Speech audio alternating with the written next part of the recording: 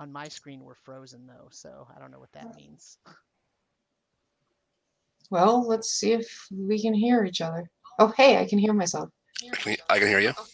I can hear you. I'm hearing all the audio, all the echo now. Yep. I will say. It's frozen. Oh yeah, it froze.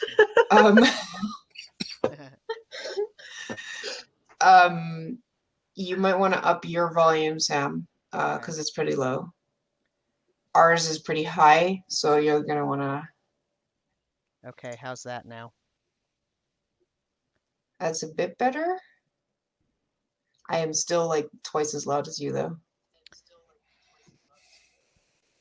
Okay, well let me do. So the thing is, like, I've got mine on max.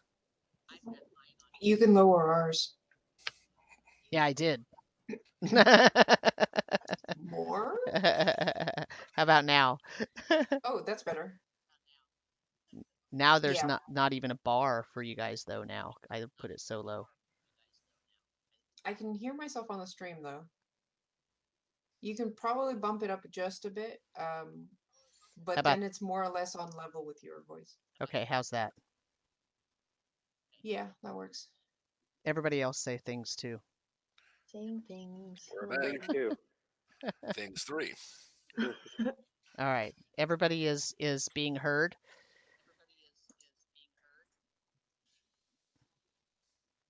All right. One thing, we can hear each other. The image is frozen. Yeah, the image is frozen. I saw that. But at least we got the audio working. Crap. Oh my God, what the hell? Okay, oh, hey, well, we're moving again. yes, we're streaming now too. So I don't know if my computer just it took a while for the settings to catch up or something like that. But okay. And so nobody touch anything. No one touch anything. Okay, so recap. We started. We recapped. And then Konos had actually cast invisibility on him.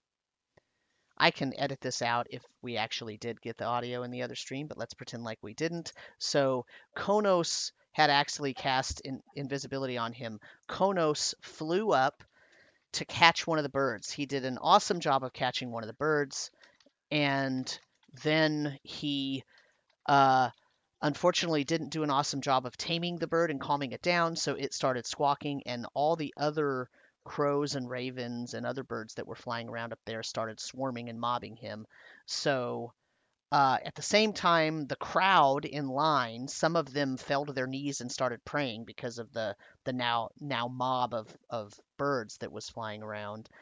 And Marcel decided to cast dancing lights surreptitiously with an excellent stealth roll, so no one knows what happened. All of a sudden, 4 bright orange lights appeared in the sky. Kono started flying toward a balcony that he saw very relatively close to him, and the lights were starting to gather the birds around them and move away, and everyone in the courtyard, with the exception of our 4 heroes, fell to their knees and started praying. Even the guards with the bird of prey helmets on are now, they closed the gates and they're on their knees looking and sort of paying homage to the bird activity that is flying around. Obviously, they think the lights in the sky and the flocking birds is a sign of something. What that might be, no one knows. We also went through a recap of the last session, which was basically them traveling to town. Yeah, so you're in Darkport. Konos, you're standing on the balcony. You see in the room it's a tower-shaped room, and it has some bookcases. It has a brazier that's lit, so there's bright light in there that you can see. You also see an etching on the floor that is a very familiar eye symbol. But wait, Marcel, you were going to do something, and then we were informed that no one could hear what we were saying. So As the lights get closer to the ground, I'm gonna have them all go together and form like a humanoid, vaguely female-looking figure standing on top of one of the roofs. Oh, okay. Anybody cast ventriloquism? I can do prestidigitation. That's too far away. Konos, what are you doing? Well, actually, Emmeryn and Axley, what are you doing? I'm concentrating on invisibility. I'm standing really confused. And I guess, is that Konos doing that? I don't know, but Like, this could whispering go to either Axley. way. Kind of Good or like bad. tucking down, like, not really like kneeling down, but like getting low enough to not be noticed. Okay. If we were trying to not attract attention, this is not the way to do it. This is not it. Not it. I believe we had backed off from the church, the cathedral, and kind of gone up into like a bit of an alley, not to so we can still see the place, but yeah, a at little least bit. we weren't standing out in the middle of the open area talking beforehand and then Konos flight up into the air. So Right. Yeah, at the end of the last session, Marcel had gone and spoken to someone and found that they were all waiting in line, and they were waiting to see High Priestess Nira. And Marcel inquired as to why would you go up there if you weren't waiting to see the priestess or something, and was told, well, if you just worship the queen, then you would go up there as a matter of religious pilgrimage or something like that. And when asked how to get in, they were told, well, you have to give them if you bribe them with a bird, they'll let you in, which is what got us to this point. But yes, I think everybody did sort of back off into the slight alleyway, because remember also at the same time the guards with the patches on their shoulders were following you, so that's right. you know that you're being watched. Konos. Oh yeah. I'm gonna before that I am going to I look at the other two and go, the lights are mine, and then because thanks for the warning. Well, I was trying to help Konos. He seemed to be attracting attention up there. You're not? Now that I'm not, the glowy person is.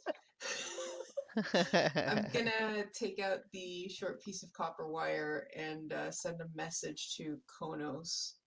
How's it going up there? Do you need help? What? Birds! Ah, get them off! Oh, thanks. I found an open door. I think we can get in here. I'm gonna fly down and get you guys. Hang on. Okay. He's coming to us, so I guess the bird distraction worked. So I would. Can I see where they are from up on the balcony? You can see them. Yes. You can also roll a dexterity saving throw. Oh.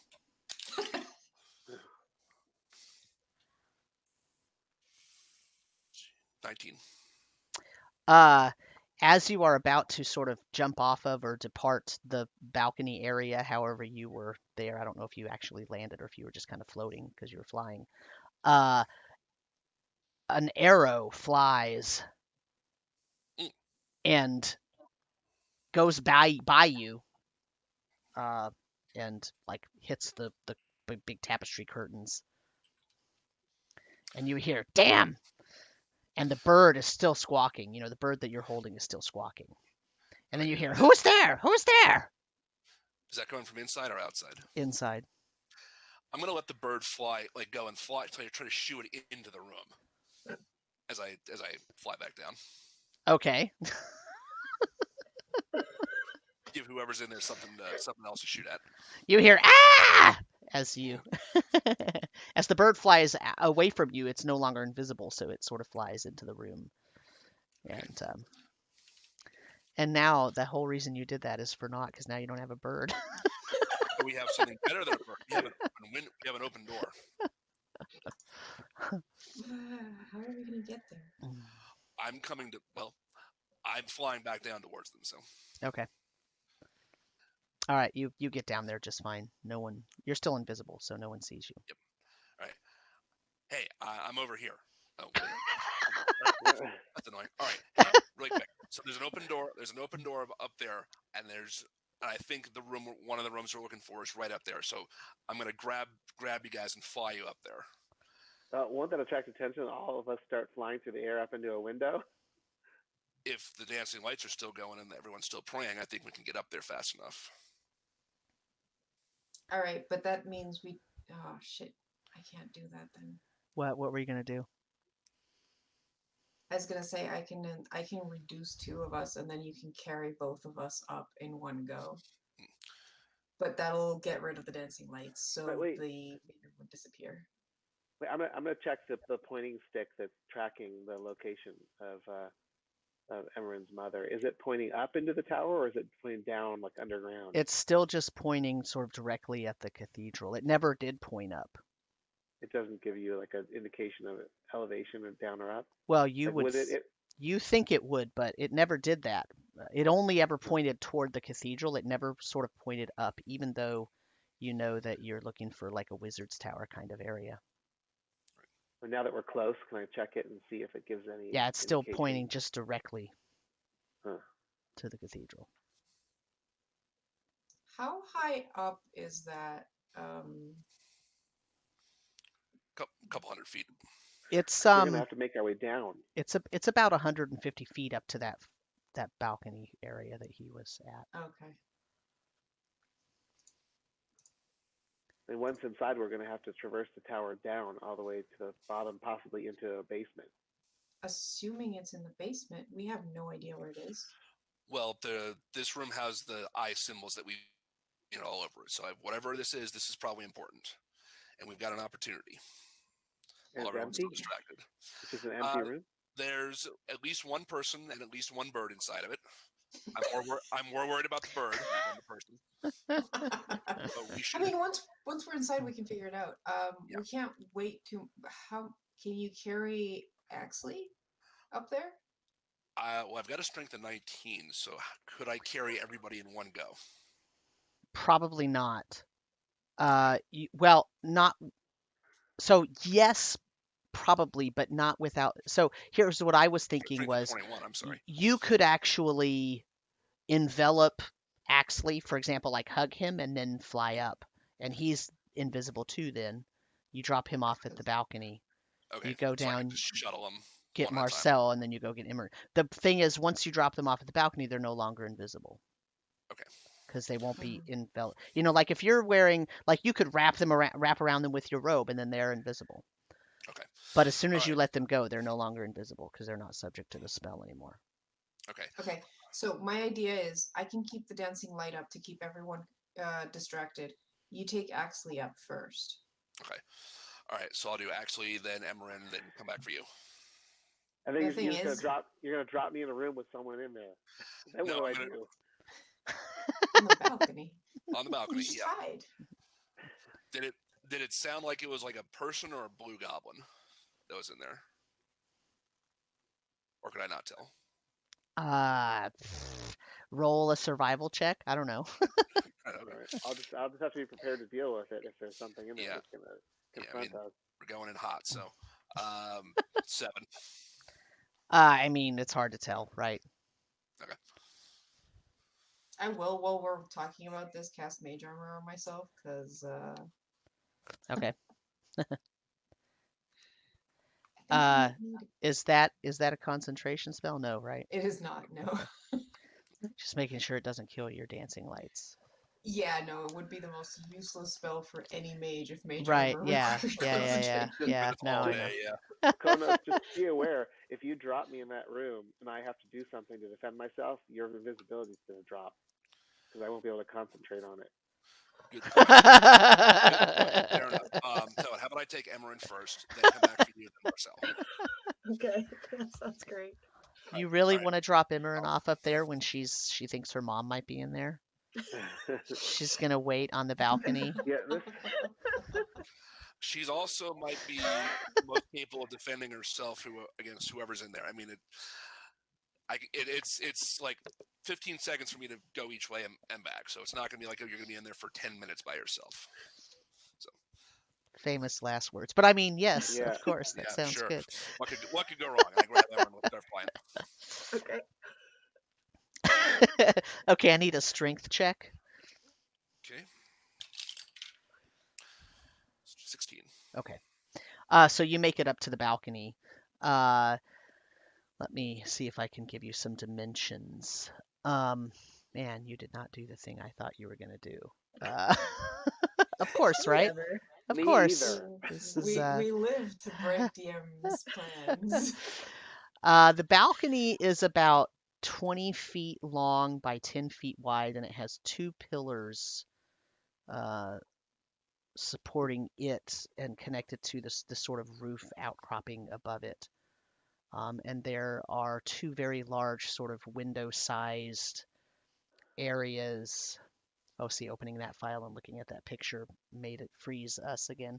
But in any case, so that's sort of where you're going. There's really nothing to hide behind on that balcony other than the pillar if you want to try to hide behind the pillar. Otherwise, you're going into the room. Yeah, I would just like settle down, like behind by one of the pillars, and then go back for Axley. Okay. Back as soon as I can. Whoosh. And I'm like dashing using full flying movement speed to make this trip too. Okay. Give me another strength check. So. Okay. This is mostly pro In the forma. meantime, my glowy figure is just like arms outspread. Okay. Flapping or just outspread? No, just like outspread. Okay. Okay. 23. Okay. Emmeryn, for the 30 seconds or so that you're there, what are you doing? I'm wandering into the room. Are you really going into the room? Yeah. Okay. Like somewhat stealthily. Like just trying to get a peek Which at whoever's for in you there. that means not stealthy at all. Yeah. Yeah. Hey, I got rid of my -1. I did. Oh, all right. So it's now 0. So Emmeryn, you see, when you come out of the balcony, it's like you're crawling through a very large window, but it's more like French doors, but it's sort of hard to tell the difference in this architecture. But um, there are 3 rounded steps down into the room. They're they're sort of narrow steps or thin steps, I guess. They're not like full-size steps. Um, and you see 4 large bookcases around like the center of the room is sort of circular. Mhm. And so basically, if you can imagine a round tower cut into 3 pieces, 3 equal-sized pieces, with a circle in the middle. You're in one of those equal-sized pieces, and what you see is an ornate carpet that is leading to a set of double doors on one side, and then another set of double doors on the other side that does not have a carpet near it. You also see a pedestal with a brazier lit upon it, and you see a big glowing eye symbol right in front of the carpet. Okay. Do I see anyone in the room? No.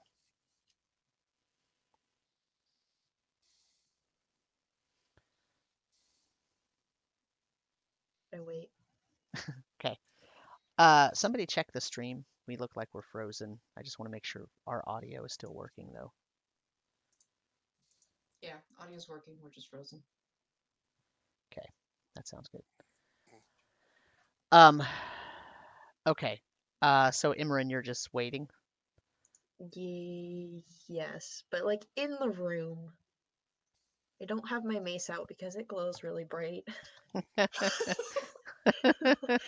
Okay. So, Are but I have it like kind of. It's ready, and I'm okay. on guard, but waiting for everyone else. Okay. A moment after you stepped into the room, Konos lands on the balcony with Axley. Yep. Okay. All right. So One more now, trip. actually, now you're standing on the balcony, and you see Emmeryn standing inside the room of this tower. All right, I'll go inside. All right, let's get this party started. Uh, I still think caution is probably wise. I'm says gonna the check person. the pointy stick. Now that I'm in the tower, where does it point? Down. Okay. That's fair. Uh, So land. it's a ground level down the bottom floor of the tower. Is You what- can't. All it's pointing is down. It doesn't really tell you Mm, the extent to how far down you have to go. All right. Now we have to find how to go down. Konos, are you going to grab Marcel? Yeah. All right. So what is describe this room? There's a glowing eye symbol, a carpet. Two So sets of double doors. You're in a tower, so imagine a big round tower. The diameter of the tower is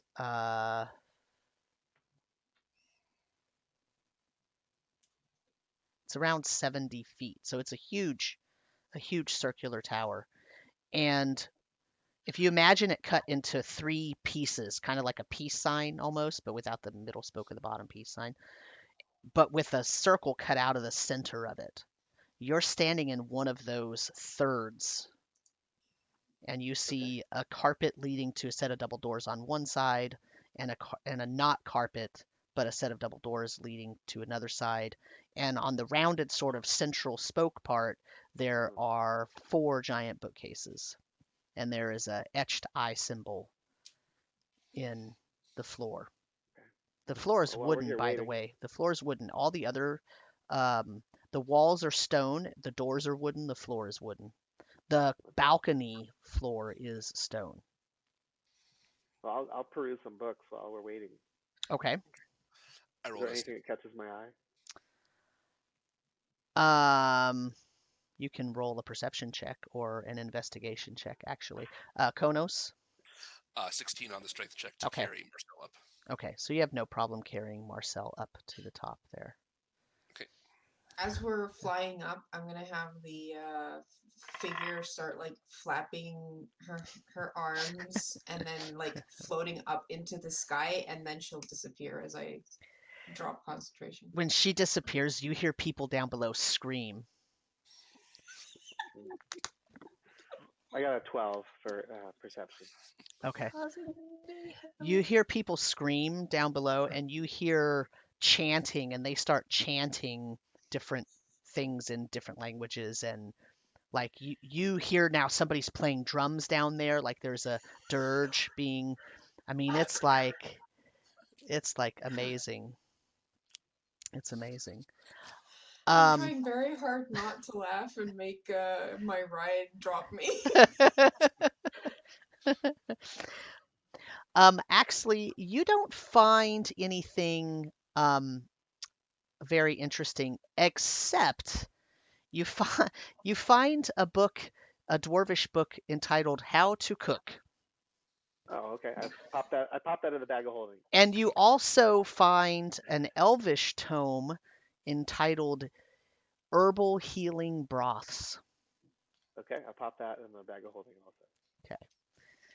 Otherwise, there's nothing all that interesting that you see on that bookcase. Okay, so now you're all Konos and Marcel are on the balcony, and Emmeryn and Axley are in the room. I'll land and step into the room. Yeah. And don't step on the carpet when I go in. Okay. Is there any reaction from my necklace as we go into the room?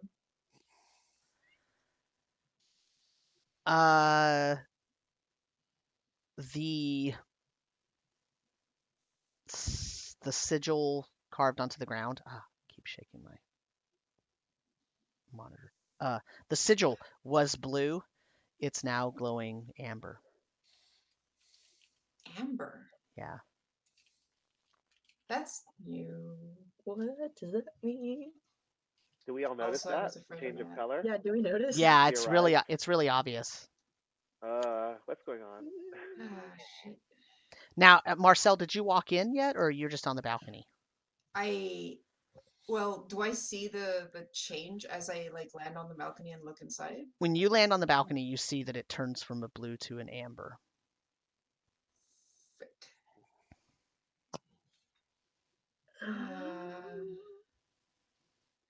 Hey guys, I have a bad feeling about this. They might know we're here. Do you think the lights might have not given that away? The lights in the...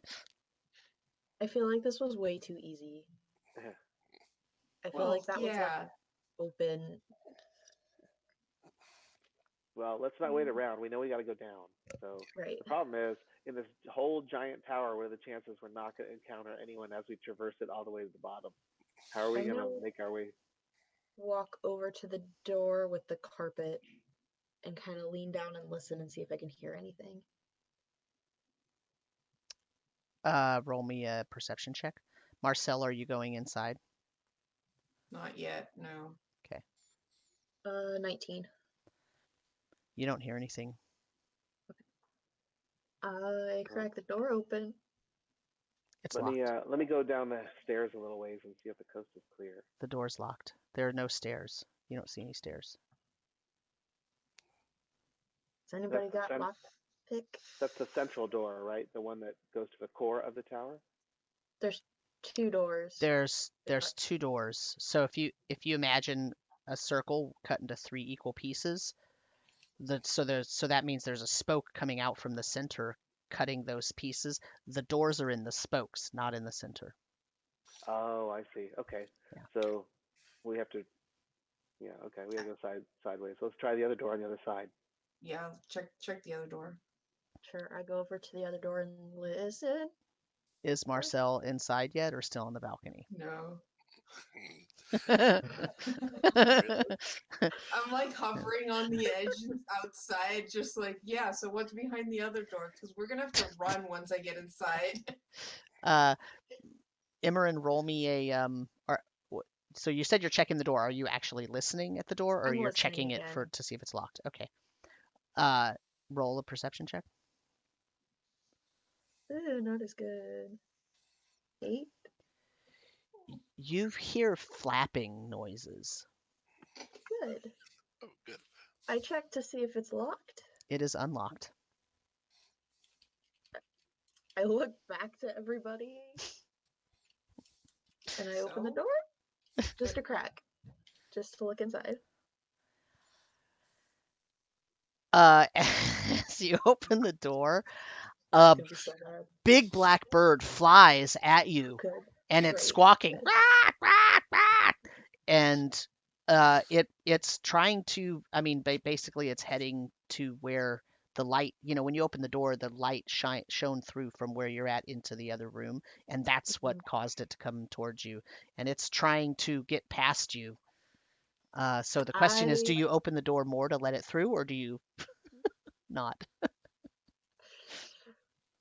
Just let it out. What? It'll fly out. Konos, didn't you say there's someone in this room? Yeah. I let it out. Okay.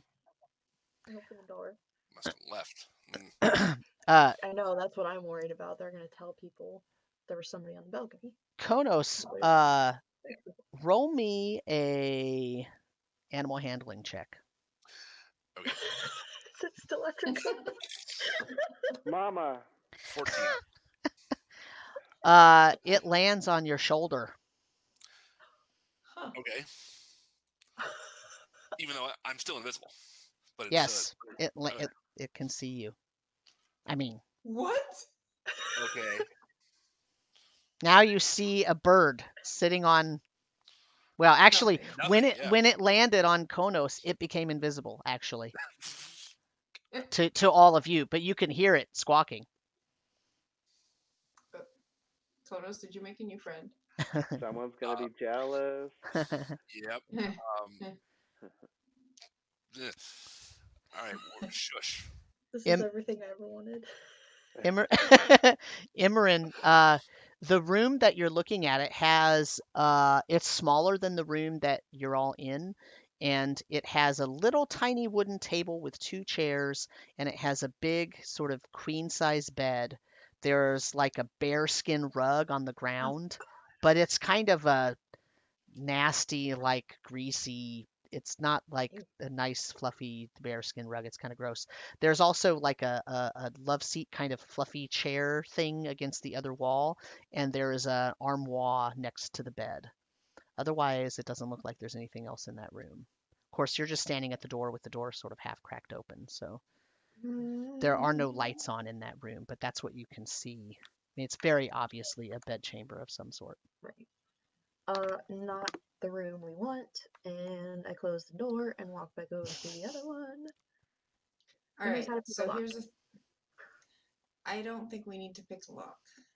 Why But are you all the way out on the balcony still? That's what I was getting at. Once I go inside, I think that door's gonna open for us. Why?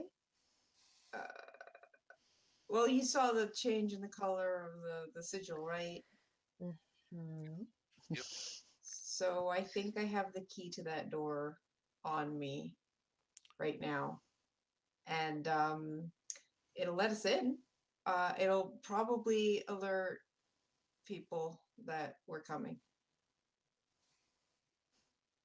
So we'll have to just move really quickly and prepare for possible fight.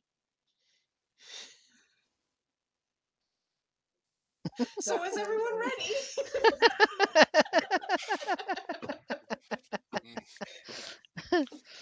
Oh dear. Yeah, that throws a wrench in things. I mean, we do have our backup plan for leaving, right, Konos? Yes, we do. It will mean we lose the curiosity, though. But we'd also lose that stupid sword. Maybe. Oh wait, no, we put the sword in the bag of holding, didn't we? No. No. I didn't think we It did was because okay. we were Because- really afraid of it. We left it in. Because Yeah. if to get it out, then you have to touch it. Oh, And the yeah. whole Touch it, idea right? was So nobody it's wants to still in the touch it. curiosity. So yeah, we'd lose the curiosity, but we'd also lose the sword. I don't think Um, Axley's very happy about that. You're taking away Axley's toy. I mean, not the Oh, I sword, don't but wanna the lose- curiosity. Car, yeah. Oh yeah, I don't want to lose the curiosity either. If we can manage to get out of here, eh, we'll see what happens. But yeah, right. Whenever you're ready. I'm as ready as I'm going to be. Nobody can disguise themselves, can they? Nope. Unfortunately not. I have a quick question. Is are Latrinians small or medium creatures? I think small. Well, actually medium, I think, because your average height is in the 4-foot range. Yeah. Okay. Which, let me find out what I actually said. Yeah, because I'm 4'1". Yeah. So, and I think I was on the smaller side. Okay, that's important just because of a spell I have that lets me take someone who's my size or smaller. So if I'm small, then So that's, yeah, technically your size is medium. Because okay, good. because So I'm they're on the smaller side yeah, of medium, but I right. still count as a medium. Yes, you count as a Good. medium creature. Yeah. Excellent. Are y'all hearing this? Anyway. Does anyone in the party have Dimension Door? Nope. I do. I'm out of spell slots, but I have it. Oh my god. So Right. no. So no. This was not well Excellent. thought out. Alright, let's do this. Let's go. All right. Let's see what happens. I step into the room. When you step into the room, the eye symbol turns purple. Oh, see, that's the color I was expecting. What's the amber mean then? I don't know. Proximity? I just remember that when we went into the other room, the lens thing turned purple, not amber. Anyways, I'm gonna go try the door. Please. Okay, it opens for you. See, told you. Let's go. Okay. So as the door opens and you walk in, 4 braziers that are each sitting at the corner of a big statue light up. And so the only thing in this room, there's a large door that leads to the middle chamber, which you're assuming now is where the stairs would be because there are no stairs in this room. And inside the middle of this room, there's nothing in this room except for a statue. And I'm going to show you a picture of the statue. I'm showing our audience as well. That is a picture of the statue. So if you've got the stream up, I will upload this for those of you that don't have the stream. That was a reaction. Here it is, uploading to Discord. Oh, okay. Mm. I don't like that. Neither do I. That's the statue. Hey, look, it's the hound. That statue, without the rocks and whatnot, it's just a statue of that sitting with all of its spikes sort of raised up. And there are 4 braziers, one at each corner. And as you walk into the room, they are lit and they are giving off a purplish glow. Were they lit before we entered, or did they No, light? when the door opened, they lit up. Okay. And there's a door to your left, which is where the center spoke, or the center axis of the tower would be. And there's a door there. How closely does this statue resemble the dog creature we saw back in the amber in the or in the coral in the temple, the mud temple? It matches it exactly. Okay, nobody touch it. Yeah, I'm gonna head for the door. I Actually, think we should follow Marcel because I'm kind of hoping that thing is like, you're one of us, we're not gonna attack you, so I think we should all just follow Marcel. Yep. Yeah, I'll go first. I'll go and open the door. okay. When you open the door, there is a spiral staircase. It goes up and down. So we're going down, right? Mhm. Okay, Yep. let's go down. Marcel, Really? Yeah. you get the feeling it would be a good idea to go up. Oh no. Actually, the bar is still asking you to go down, or still pointing you in the down direction. I just feel like it would be a good idea, not like an impulse to go That's up, right. Absolutely right. Okay. You're getting an idea that up would be a good place to go. Right. Let's go down, I say as I'm looking up.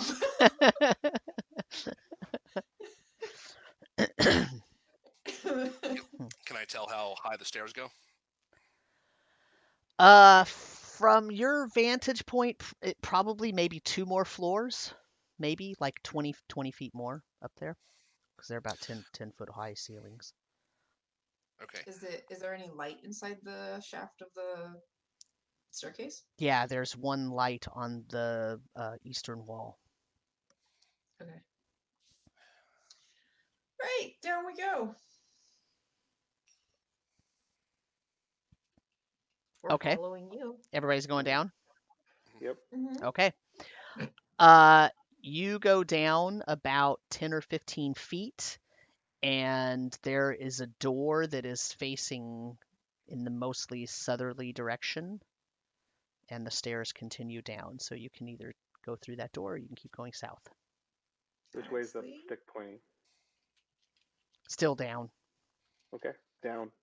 Down we go. Okay. You go down about 10 or 15 more feet, and now there's a door sort of to the north. The stick still is pointing down. Still Keep going down. down. Okay. You get down about another 10 or 15 feet, and you're at the bottom, and there is a door, double doors off to the south. Is it still pointing down? It is. That's the end of this staircase. I've listened at the door.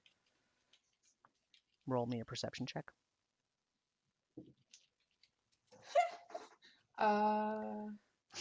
That's a 7. You don't hear anything. I don't hear anything. Maybe there's another staircase somewhere. Or maybe we should go to the top. No, that doesn't make any sense. Should we be... What do you think's up there? I don't know. I just had this like good feeling about going up. But that seems like opposite of where we're looking for Em's mom. So let's check this room, I guess. Unless this is like where all the kobolds or goblins are waiting for us. That sounded horribly unassuring. Well, if you want to listen, be my guest. I mean, There has to be another staircase down somewhere. Yeah, Sounds either like- that or there's like a teleport circle at the top that takes you to the bottom.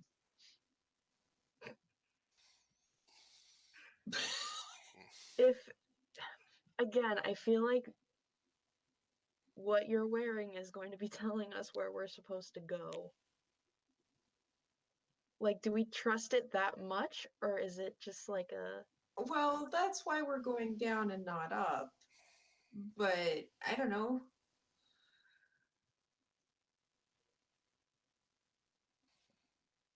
I mean, if I were an important person, I would want to put my personal room at the very top. But the lab is down, so I don't know. Do we check this room before we try going up? There's the only door down here. This one in front of us. Double door. Yeah, I mean, you're in the stairwell, so And the stairwell doesn't go down anymore. correct. I check it to see if it's locked. It is not.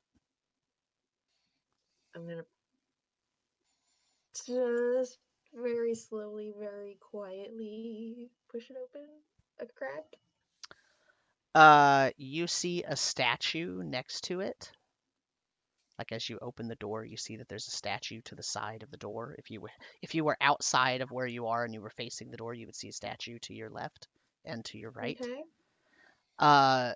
And you see a set. The room opens up into a larger space. Of course, it's still the circular area of a tower, but there's also a door in front of the door that you're opening. Are they the same like dog statues? No, this statue is actually a statue of a young woman, humanoid, mostly human features, but you can't really see a lot of details because you've barely got the door open a crack, and it's Okay. dark. There's some bird imagery, so feathers and whatnot. By the way, since you've been walking, that bird that's on Konos' shoulder has not made a peep. Good. That's hilarious. Listen.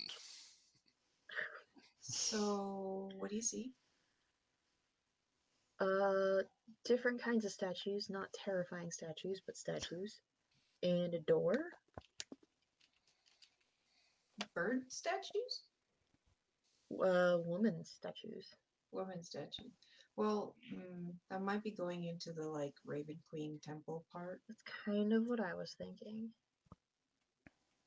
Because how much? Vote we go up. Are there any other doors or stairways in this room? Where in the No, stairway? Oh, it's in the room you said. in the room across. There's just the door. I mean, we can check the door to see if there are more stairs. My thing is, if these guys are hiding in this huge ass temple, they can't move. They can't afford to move around too much. Like, I don't think the Raven Queen is allies with the guys we're after. I mean, we can always come back down if we need to. Actually, that rod is still telling you that it's down, not up. Mhm. It's very My clear. thing There's is, no ambiguity. my thing is maybe up there's something that takes us down. Down. Yeah, I feel like this is like a mage tower trick of the mind type thing where you're gonna go up and you're gonna end up being down. I mean, there may be a portal at the top or Yeah. something. Or Emmeryn's not maybe read up there's. on mage towers very much. That's how mage towers work, right? I mean, it's either that or maybe the top has another staircase that goes even lower, Right. Okay, like a let's secret check. staircase. Let's go up. Konos and Axley, what do you think? I have no idea about the layout of this place. I was just thinking if I use my robe, I might be able to see through your mother's eyes and maybe get more information about where she is right now. Well, you're invisible, Konos. Why don't you just go ahead and look through that door and see if there's another staircase? We're at the bottom. That's a good point. I can do that. All right, I'll try to sneak into the room quietly. Okay, you want to roll me a stealth check? Oh dear. Natural 20. Oh. Okay. So the room, it also has a carpet that is leading to the door that you're coming out of, but the carpet, instead of, having those sort of eye symbols and different sort of nefarious looking symbols, it has a large feather of a bird on it. There are two statues flanking the door that you're coming out of, and they are both statues of a relatively young human woman. At least it looks human. And there's sort of bird imagery all over the robes and cloaks that she's wearing. It looks relatively peaceful. On the sides of both statues, where a spoke would come out of the middle, there are doors leading to the other side of the tower. There's also a door right in front of or directly across from where you're coming out of the door that presumably leaves the tower. Okay, so a door sort of straight in front of me, and then a door to my left and my right, basically. Correct. Okay. Otherwise, there's a lot of little sort of temple imagery in this room. There's a small pedestal with a bowl that has sort of some incense burning in it, and there's some braziers that are unlit right now, but you could see that it's sort of a small temple-like room. Okay. I'll whisper back. It looks clear. There's 3 other sets of doors in here. Okay, I think we should keep going. Keep exploring. Come on in. Until we rule out that there's no staircase down. Okay.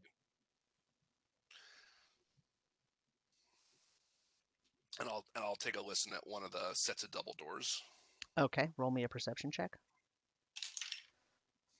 Good. Oh, this is listening, so I don't get advantage on this.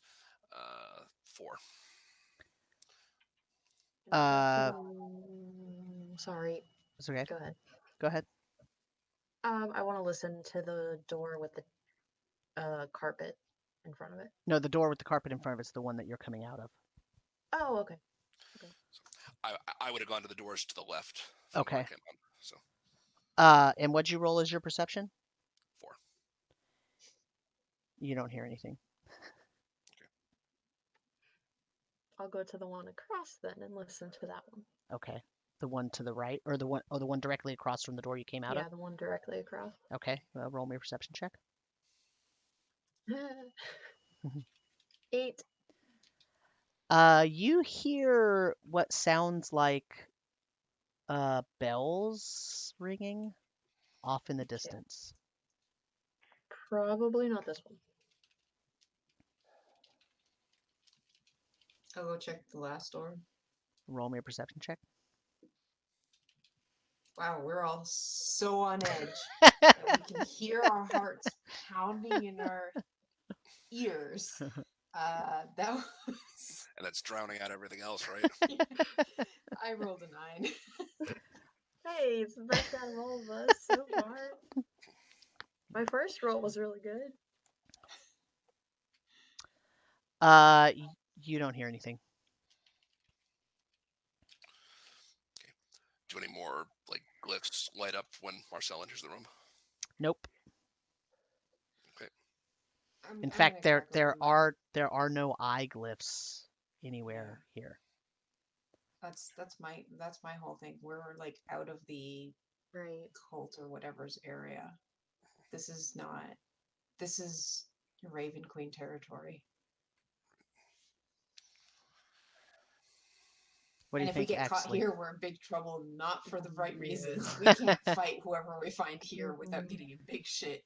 Mhm. What's the I plan? don't mind killing goblins and bad guys, but I don't want to piss off a god. Let's not do that, please. Yeah. I mean, it kind of looks like she's on our side. Maybe we have a bird that really likes Konos. Konos, can you talk to it? Can you understand me, bird? Yes, I can talk to it. It doesn't want to talk back, apparently. Well, you have to tell it one call for yes, two call for no, or else how is it going to communicate with you? They're smart birds, you know. All right, bird. 1 squawk for yes, 2 squawks for no. Are there any weird cultists running around in this temple somewhere? It puts its wings out and starts going caw, caw, caw, caw, caw, caw. It doesn't know how to count. All right. Okay, we didn't say about 6. All right. Shush. I'm gonna. Want to try one of these doors or go work our way back up? It starts I should try it. vote. starts Try the pecking door. at your eye patch. No, do not.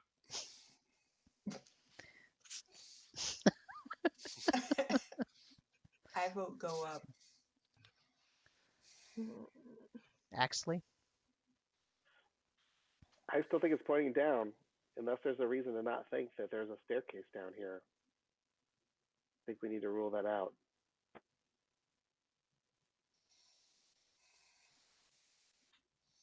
Konos? Yeah, I kind of think we should keep looking for the most direct route. Find Alright. it is down, so keep looking for a staircase. Well, I'll peek through the door I'm at. I'll do the same. Okay, which door? Let's see. Are you opening them both at the same time? Yes. Yeah. I think I was on the right side. He was on the left side. I was on the left. Yeah. Okay. I thought you were. I think you were on the forward one. No. I was on That the was forward one. Emmeryn. Okay. So let's do who was on the left, Konos? Yes.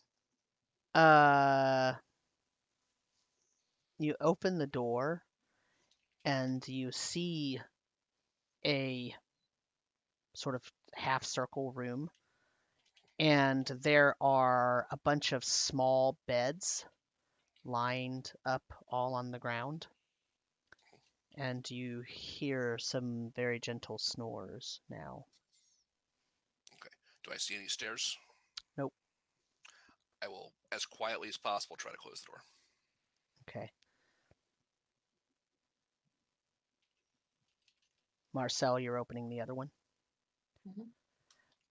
You open the door and you see a long table with several chairs around it, like a big mess hall dining table. And there are 3 humanoids with their heads on the table, snoring softly, sitting in chairs with food all around them. They have blue skin.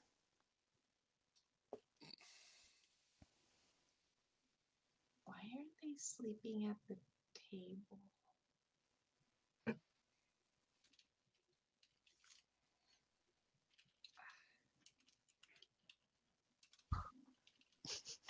Do I see any other like exits from that room or staircases or anything? Nope. It's just the way we came in.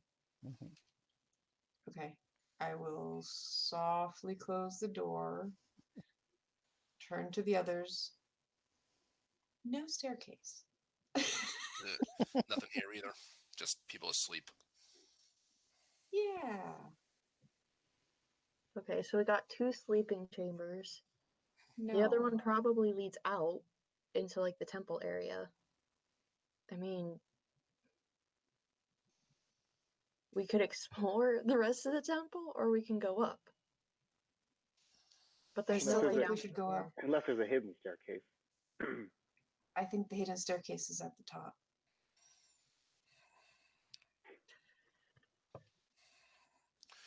Well, it was only what two more floors back up from where we came in. Yeah, let's take. Yeah, I guess we can take a quick look. Nobody. Yeah. So far, no seems nowhere here, so we might as well just eliminate it. I don't know about that, but they're letting us through nonetheless. I'm gonna go back up. I'm gonna start Yeah. up. So nobody opened the door across from you? I'm just verifying. I'm not suggesting. I'm just making Right. sure. I didn't. I Okay. don't think it's. Smart. Yeah, there might be guards or something. Like if it Mm. goes into the temple area, it might be. Mhm. There might be, even if it's just acolytes, and they're gonna be like, "Who are you?" Could be a problem. And worst case scenario, we can always come back down. Yep. Let's go up. Woo. I start back up. Up is always so much more work. Well, it's leg day. That's Have you ever tried going upstairs with these stubby little legs? Miss your water servant. so you're just gonna go all the way up the middle stairs? I Yep. mean, in other words, back where we you're came from. yeah, you're not gonna check the other floors is I guess what I'm saying. No, not for now. Okay. Right now. Yeah, so I think we're like we came down I think 3 floors if I'm counting right, and then there was at least one more floor before we got to the top, the very top. Yeah. So Luckily, you're we're adventurers. so right now you're at the point where you came in. You're on the 4th floor. You just walked We up keep going 4 up. flights. Okay. You walk up 10 or 15 feet and you reach a point where there is a set of doors out to the south, and the stairs keep going up. Do I still feel like it would be a good idea to go up? Yeah. I keep going up. I follow Marcel. Yep. Follow. Just say you seem to have a sense of where you're going, so you let us know when we're there. Okay. Mhm. At the top, there's a set of double doors leading out to the north. There's a ceiling about 15 feet above you, and there's no light in the stairway on this side. I will lean towards the door and see if I can hear anything. Roll me a perception check. Hey, that was better. 16. You hear snores. Again? Hmm. Why is everybody asleep? I don't know. It's not nighttime, is it? Nope.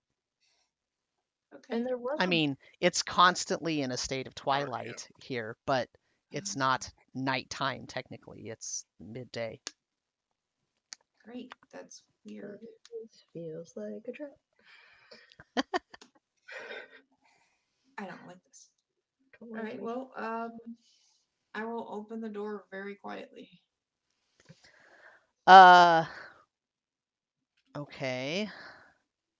Oh. Give me a second here.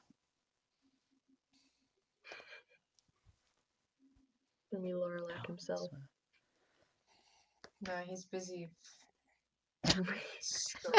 Nah, he's busy.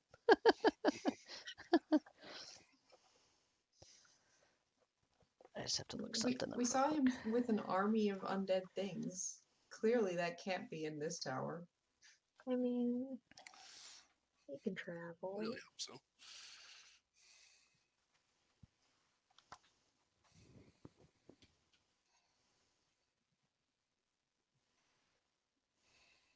I'm gonna poke Konos's bird. You can't see it. He's still invisible. He's still invisible? Yeah. Yeah, if you want to turn that off, you can. Actually, And he might as well keep it up for now.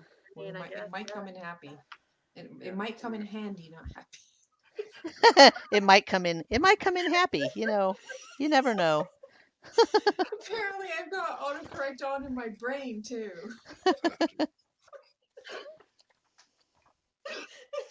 I was like, that's a new expression. I haven't heard that one before. Oh, okay. It might come in happy. Yep, it's a Latrinian expression. Nice. I need everyone to make me a DC 10 dexterity save. Good. Oh, good. We different. No. I That's fine. thought we were fine. 21. I'm the one opening it too. A lot. A 7. Double check. 22. I rolled a 10. Oh, God. Okay, so Emmeryn is the only one that Yeah. gets hit with a poison dart Oh, good. right in her shoulder. And you're gonna take Well, clearly two of us are too short. The other one's invisible, so. Yep. Emmeryn takes 7 damage and is now poisoned. That's good.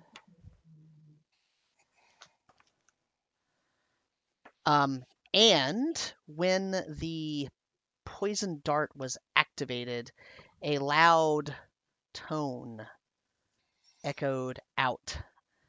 And you hear, what? And you hear the sound of something scrambling, like to wake up and stand up. I immediately enter the room and look for whoever's waking up.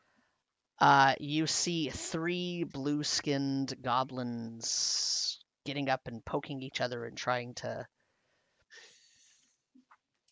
wake themselves out of their own stupor. I kind of close the door a bit behind me, so I'm the only one visible, and I go, "You sleeping on the job? How could you?" Roll me a deception check. Come on. Why? That's a 12.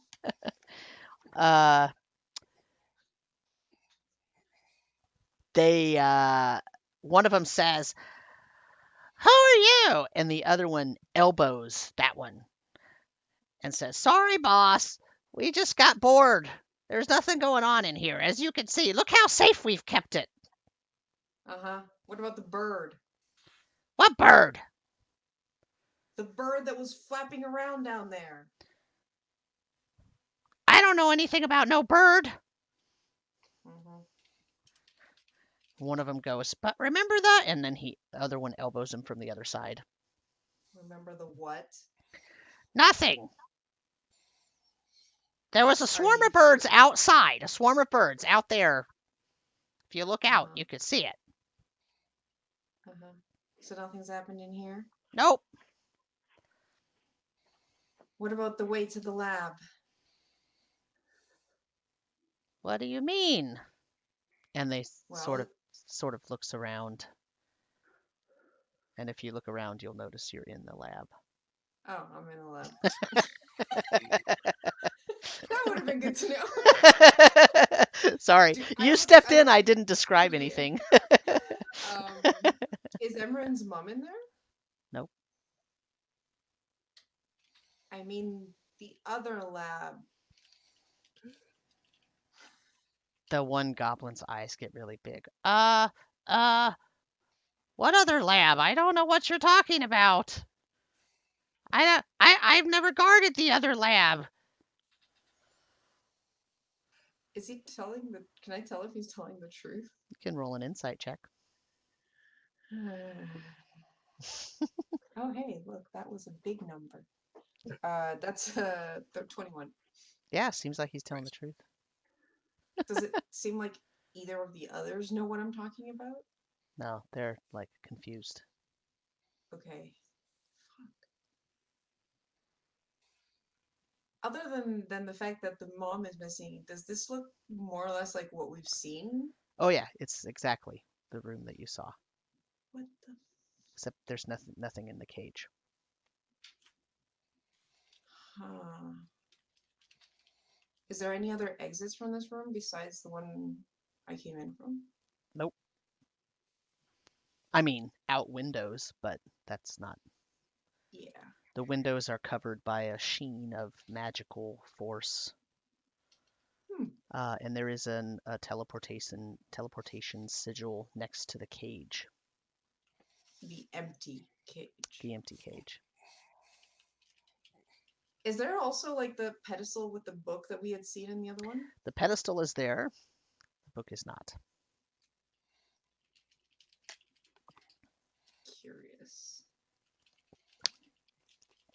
There is a piece of parchment on the pedestal, though.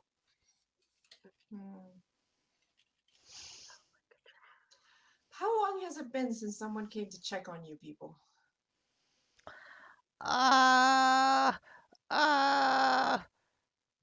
All day?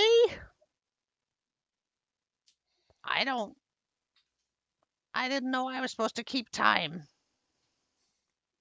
1 day, 2 days, a lot of time? Sometime.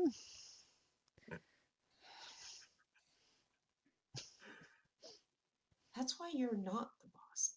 I walk over towards the pedestal.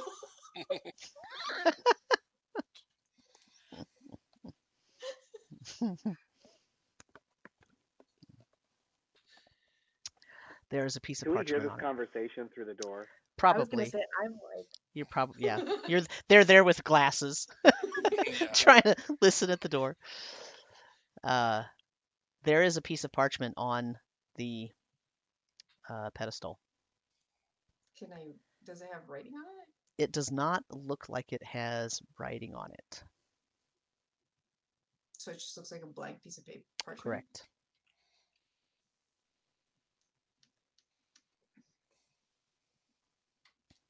Has Leralak been here? Boss was here. Boss was here. Some time ago. What about the lady? What lady? The intruder. I don't. He said it was time, so he took her. So I guess they left together. I wasn't So really he- paying attention. I'm sorry, boss. I'm sorry. He It's tells not us not to pay this. attention to him. We're not supposed to pay attention and watch what he's doing. So we were So looking he the other took way. her. Yeah, well, when I turned, she was gone too, and so was he. And he went through the teleport circle, right? I guess. I'm not allowed to look at him. Uh-huh. Well, tell you what. He doesn't want us to see how old he's getting. Well, that happens.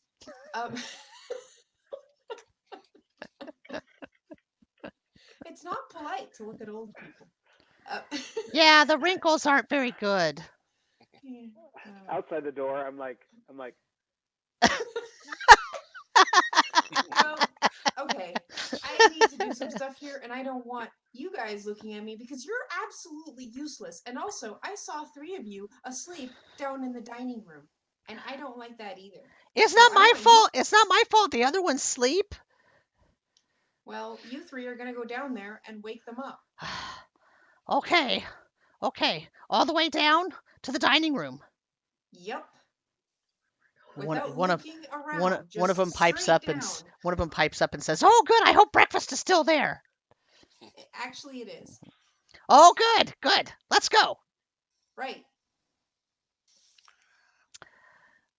They go towards the door. If I hear them coming, I'm gonna try to hide behind where the door would open so they don't see me.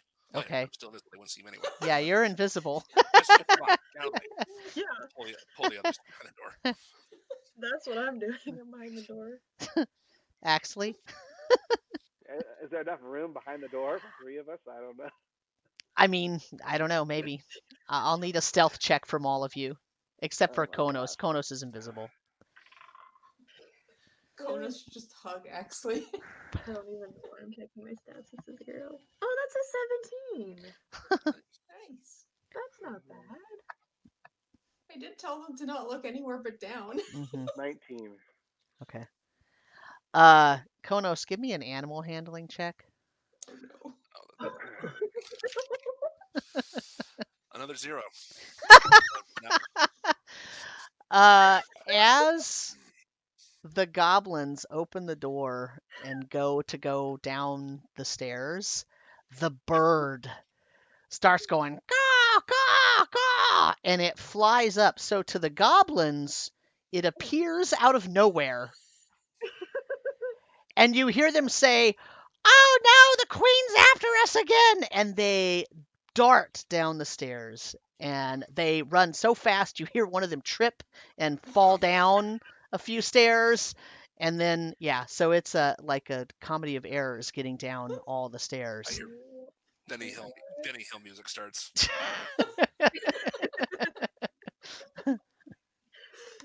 Oh, this is amazing. And now they're gone. You hear them down there, run, run, run, and you hear some doors slam. I'll move into the room.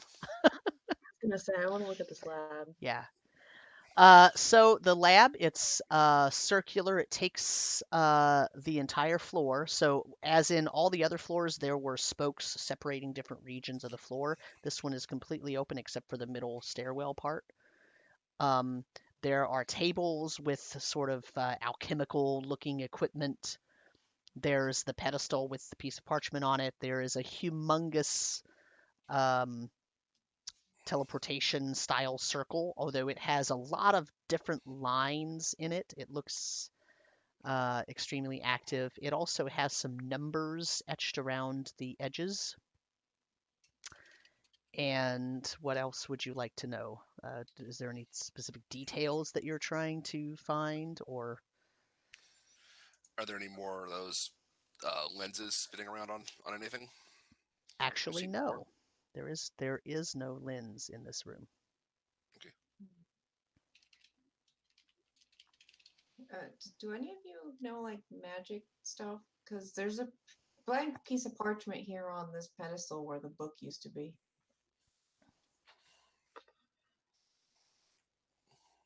Okay. Is there a spot where a lens would be? It's just missing, like we've seen in those other places? Um, you can roll me a perception check.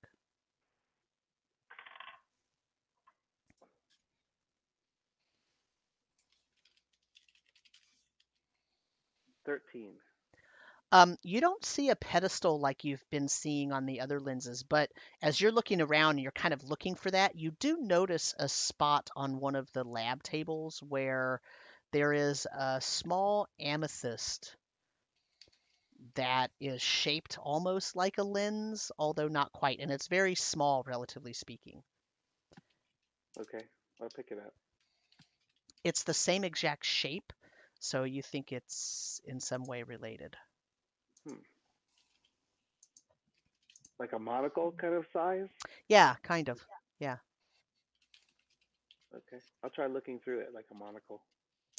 Oh, when you look through it, you see Marcel is outlined in this shimmering amethyst colored light and just glowing, especially whatever necklace is around their neck. And everyone else just looks normal. Okay, I'll survey the rest of the room. Okay. The teleportation circle is glowing very, very brightly purple. And the piece of paper on the pedestal is glowing purple.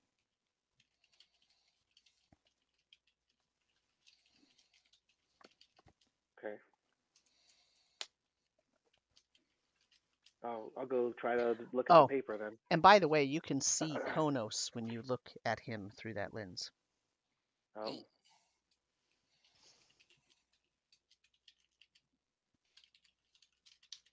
Okay, I'll go help with the paper and see if I can figure out what's magical about it. Okay. It just looks like a piece of parchment.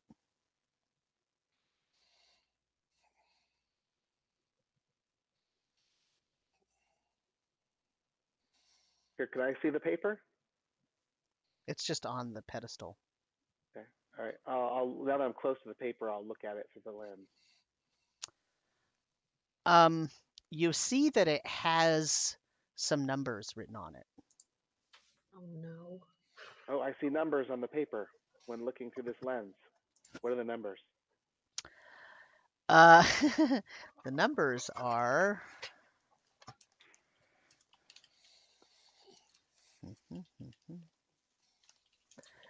The numbers are 1569965102888820853223586174. These are all the same numbers that we've already gotten before in the poem, right? Mm-hmm. Do those correspond with the numbers that are on the ground by the teleportation circle? Yes, and there are a lot more on the teleportation circle as well. Around it. They're around the perimeter of it. Okay.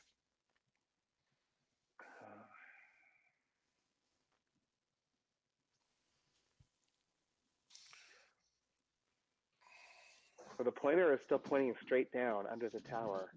Yep. Yeah. Are we thinking that this teleportation circle goes somewhere there? How would we even use it? Most likely. Does anyone have an idea how we would use the teleportation circle? I step into the circle.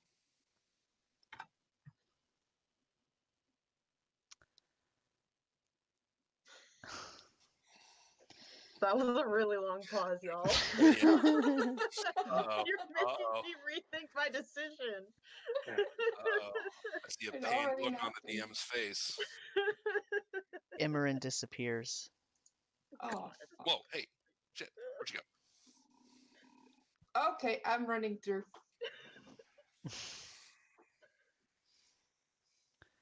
Yep. Emmeryn, you find yourself in a room an oddly shaped room that has eyes carved all over the walls. And it has steps going up on each side about 10 feet to a walkway that leads back away from you. And there's a platform at the end of the walkway. And on that platform, there is another one of those enormous statues of the dog-looking spiky creature. And there is a cage in front of the statue with someone laying in it. And standing next to the cage is a human figure in robes looking at a book, like paging through the book. And as you appear, you hear him say, "Ah, yes, I've been waiting for you." And he closes the book and he turns towards you. And it is the person that you recognize from the image of the person riding the manta ray leading the undead army, and also from the original scene that you saw in the lens. He's a humanoid. He has a big scar on his face. He's wearing a helmet that has some kind of intricate symbology on it. There's an eye symbol necklace around his neck. His robes are blue and purple. I have my mace out. What are the think rest we of you doing? I as soon as I see Emmeryn disappear, I'm running for the portal as well. Okay. What about Konos? Yeah, I'll follow. Axley? I'm going to exclaim, when this is over, we're going to have a family meeting about impulsivity, and I'll go through the circle. Where are we? Fine. Uh, Fine. momentarily, all of you pop up behind Emmeryn, around her, situated in that same room. You notice that there's sort of a half-high wall in the middle. So the space that you're, oh heck, I'll just show you a picture of it. I'll just show you a picture. Let me make a picture of it first.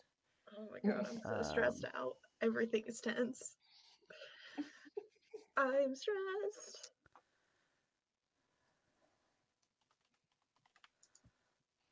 So who wants to rewind the campaign to the last save file and go kill the hound first? Yeah. Until we do a quick save. Yeah, Yeah. yeah. Yeah, when the DM goes like this, I'm like, oh, bad things are about to happen. Yeah, we'll just save in a Sorry. different file here and then go back to that other one. Let me load up an image for. I don't even have my good spells equipped. I'm We're in also. trouble. Why not? We knew we were going into trouble. No, I didn't, because we literally just like we were having like interrogations at the village and then we went here. So nothing is prepared. I was Oh, prepared that's for why interrogation. you guys had some spells used up too. Mm-hmm. Mm-hmm.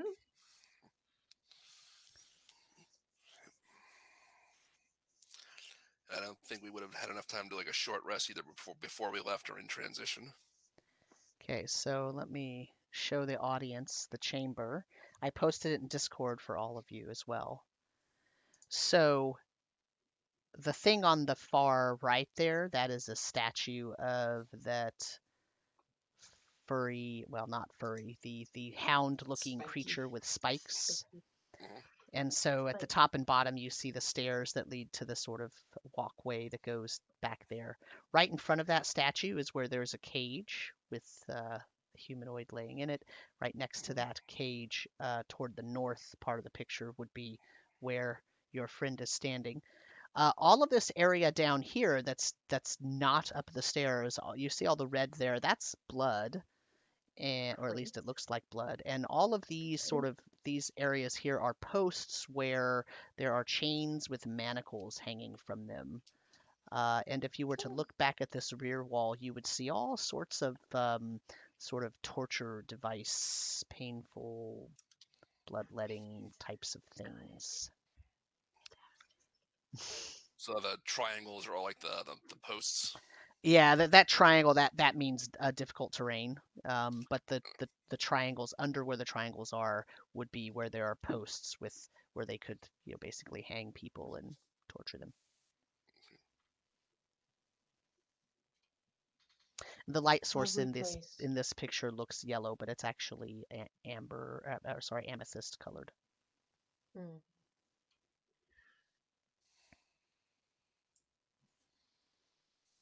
Can I see like the person in the cage? I don't even know why I need to, but I want to see if I can see her. I mean, you see someone in roby-like clothing laying in the cage. You're not close enough to see. What is I call out. Ignoring Leralak. Just call out, Mom? The figure sits up. Emmeryn?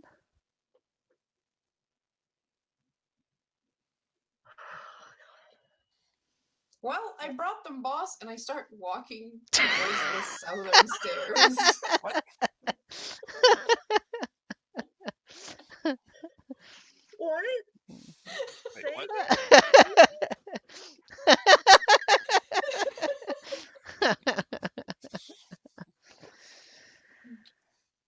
He I says, start "Oh, walking towards the southern stairs. oh, who are you? I don't remember recruiting you into my upper echelon." Yeah, but I mean, you have so much to do. It's understandable if you forget some of us.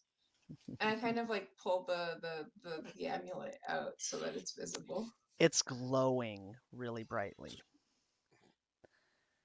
And I'm still walking towards him via the southern stairs. Okay. Is there another teleportation symbol circle anywhere on the ground where we were peering in this room? Nope. Okay. That was a one-way trip.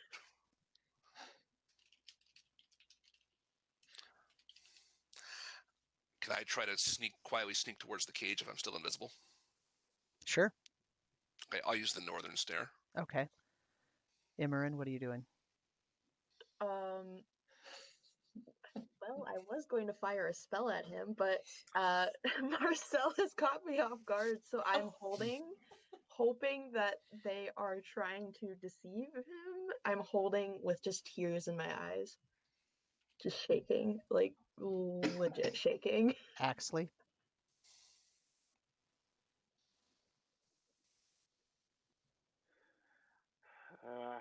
I'm gonna just delay and see how this plays out. Okay. Fair. As Marcel is walking closer to him, he leans over and opens the cage. And he says, I have an offer for you, Emmeryn. Oh no. I do not stop walking as he's talking. Your mother can go free. Your friend there next to you can take her,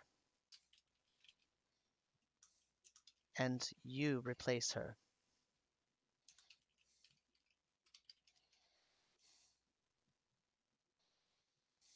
Konos, roll me a perception check. Also Marcel as well.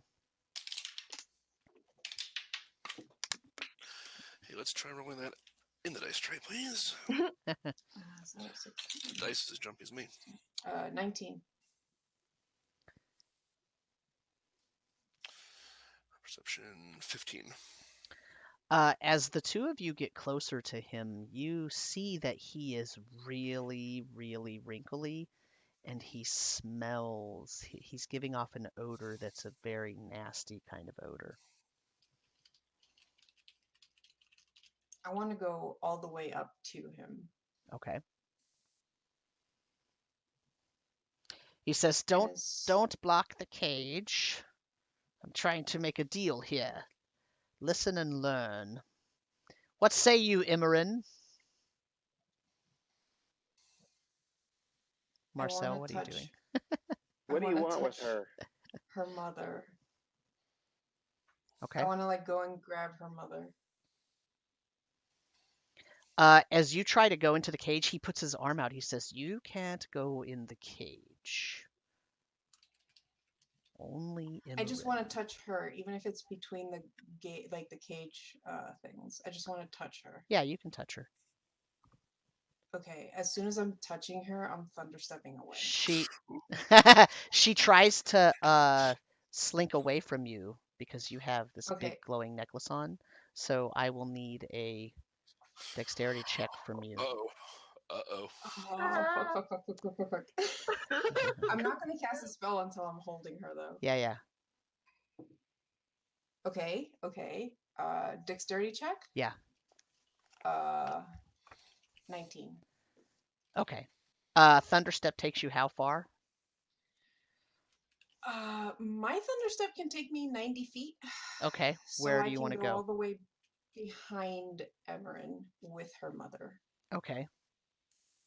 All right.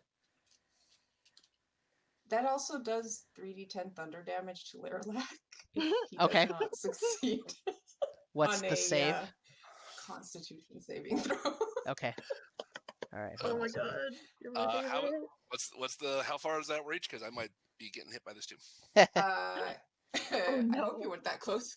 It's 10 feet from my spot. Okay. A con save, you said? Let's leave. Yeah, con save. Okay. All right. What's the DC? My DC is 15. All right. Come on, baby. DM needs a new pair of shoes. Very nice. Nat 20. Oh.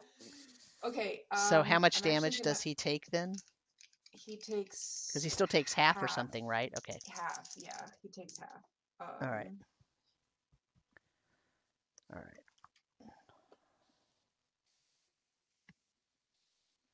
That's 17. 17 damage. Holy crap. There's also a boom that can be heard up to 300 feet away. Okay. Oh, does it deafen you? It might deafen Konos. I mean, it might deafen whoever's left behind. I don't know. I've never actually played with that. It does not say anything about deafening. Yeah. Okay. It just says because it's a boom of thunder that happens Yeah. when I thunderstep, and it can be heard quite a way away. Okay. When that boom goes off, Emmeryn, your mace glows even brighter than you've ever seen it glow before. Okay. That's weird. Konos, you hear nothing. You hear a ringing in your ears. Oh boy. Also, did you make your save to avoid that damage? I'll roll one now. I didn't know I had to make one. Nope. Okay. That one.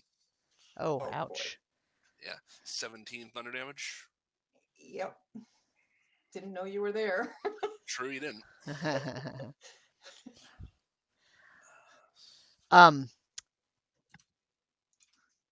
He turns and he says,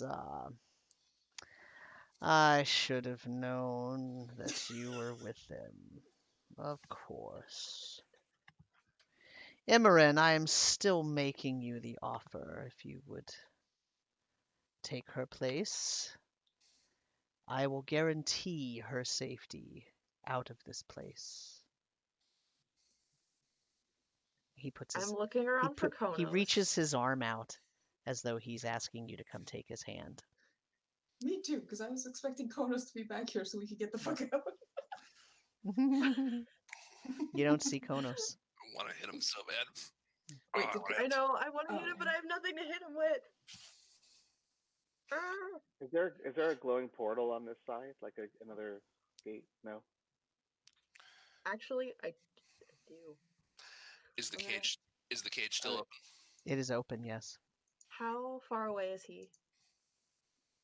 Well, you haven't moved, right? So Correct. he is. 1, 2, 3.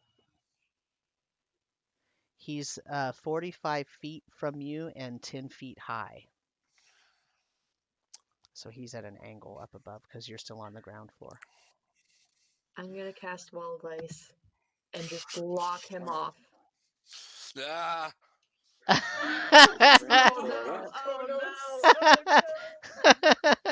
Where are you casting this? Just like right in front of him, like as close to him as I can possibly get so that he's like shoved back Into the statue. Towards the statue. Yeah. Towards the statue, yeah.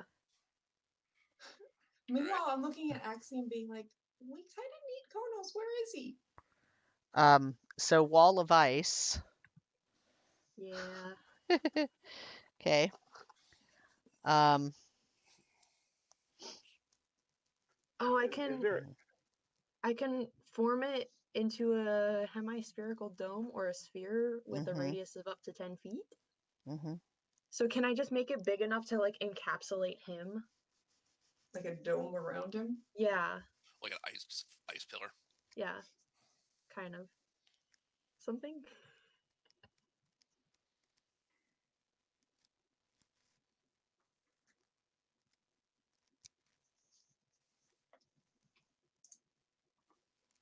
Yes, you can do that. Okay. Konos will still have to make a save. I was gonna say, not get trapped in there. Yeah. Oh dear. Oh boy. As I see this coming, I try to jump out of the way and land on the far side of it. Dexterity save. Yes. 12. What's your spell save DC, Emmeryn? I think it's a 14. Yeah. Oh no. Konos is going to take half of 10d6 cold damage. Uh-oh.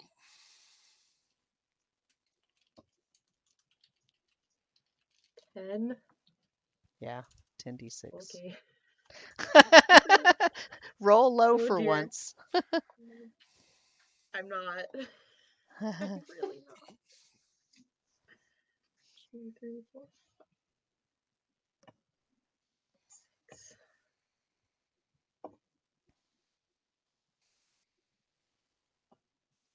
Okay,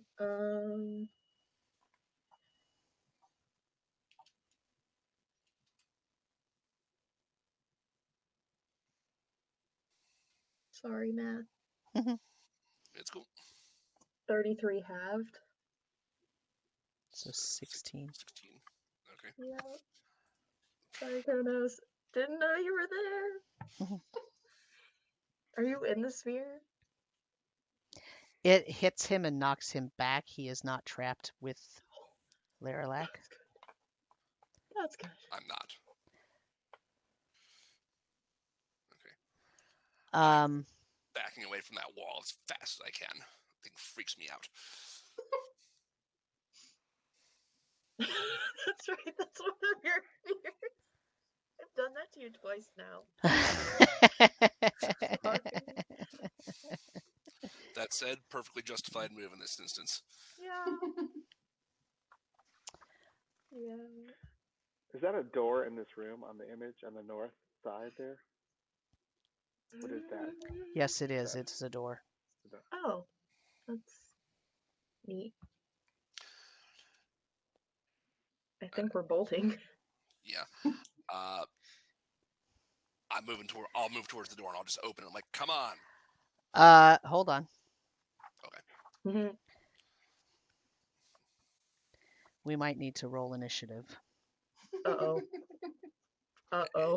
Great joy. Uh-oh. Is the statue trapped behind the wall of ice as well? No. No. Uh-oh. Nope. Didn't think about it. Focused on Leralak.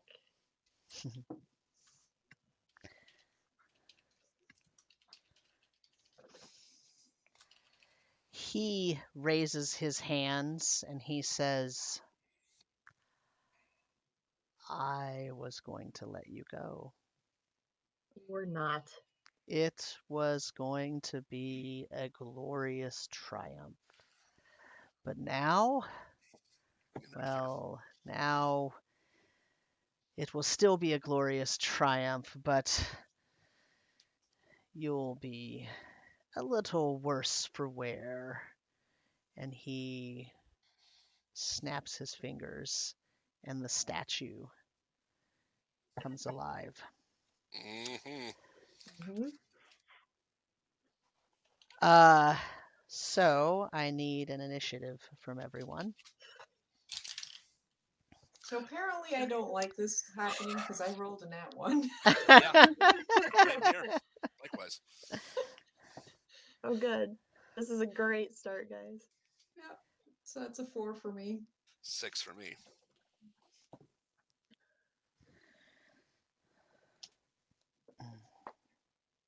Well, remember when I tricked the DM into giving us an extra level?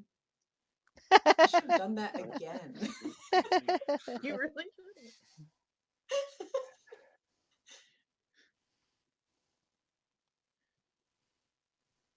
Oh my god.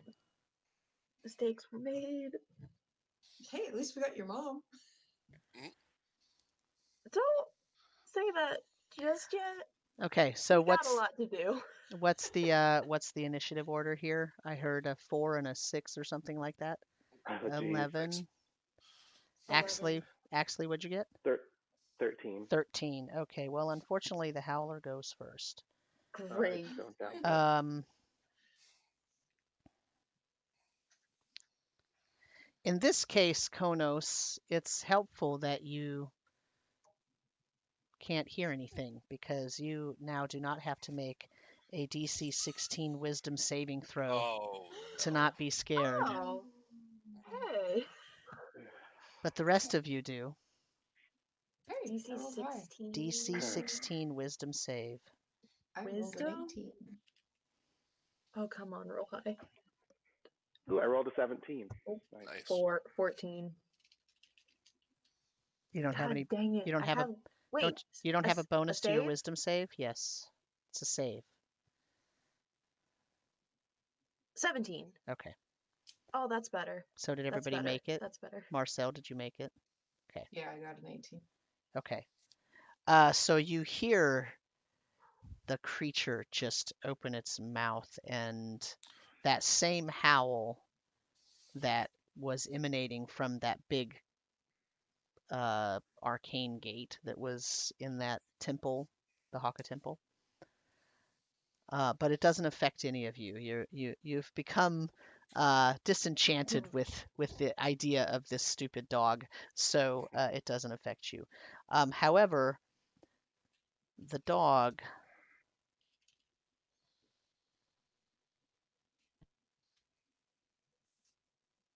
I yell out, "Bad dog, down!" Yeah, So I think you've been revoked of your status. it jumps down and it can get to Emmeryn, and Not that way! Okay. it tries to take a good. bite out of Emmeryn Okay. twice. Okay.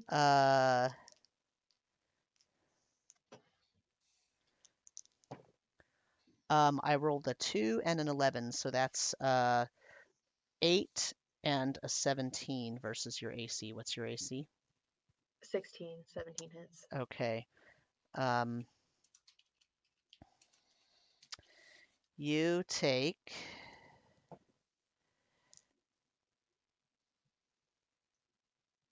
Oh god, I'm poisoned too. Yeah, I've been ignoring that because really it means you've got disadvantage on everything. Oh. You only take for 7 damage. Okay. I will tell you that if you were frightened of this creature, you would have taken an extra 4d10 damage Oof. from that bite. Good thing we all saved. So that save actually was quite the save. Yeah. Yeah. Uh, and now it is Proficiency. standing in front of you and it's slobbering, and you see that its eyes are glowing blue, which is weird. And now I think it's Axley's turn.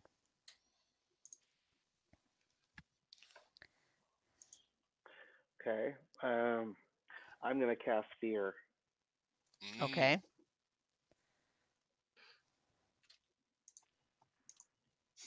Right back at you, big boy. That's right. That's right.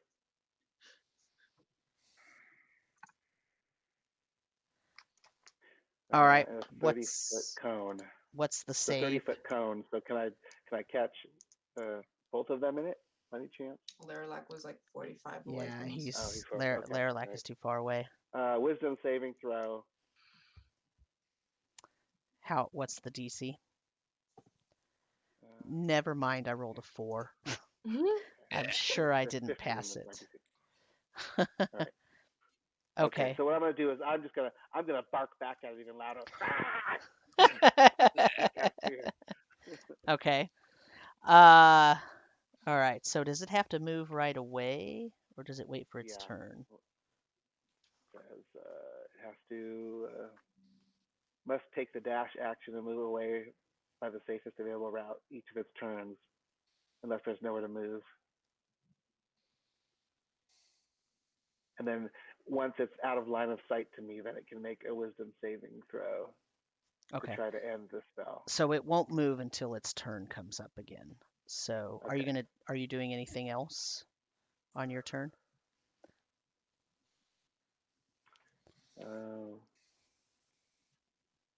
For a bonus action, I'm going to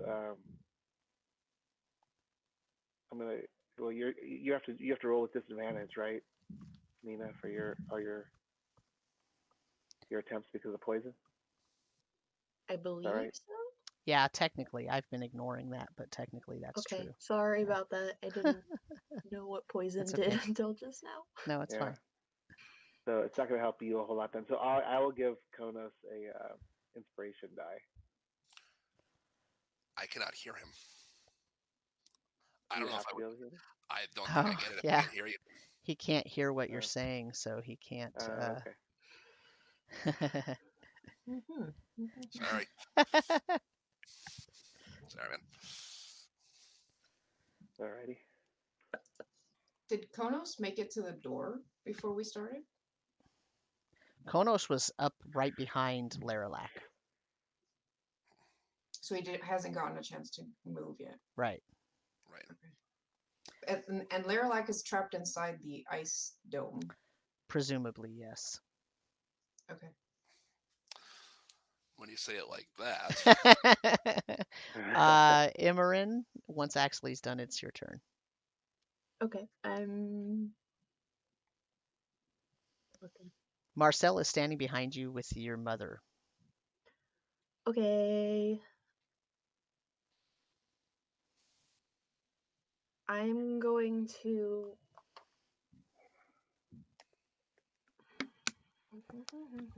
Okay. For my bonus action, I'm going to cast Spiritual Weapon. Okay. And that is just at the second level. Okay. And I'm gonna see if I can crack him right over the head How at disadvantage. how far away does it appear? It's how far away can it be 60-foot from you? range. Okay. It can move 20 feet. Okay. You're gonna crack Leralak over the head? No, the dog, sorry. Okay. The All right. dog, like, right in front of me. Yep. Disadvantage. Okay, so make an attack roll. I don't think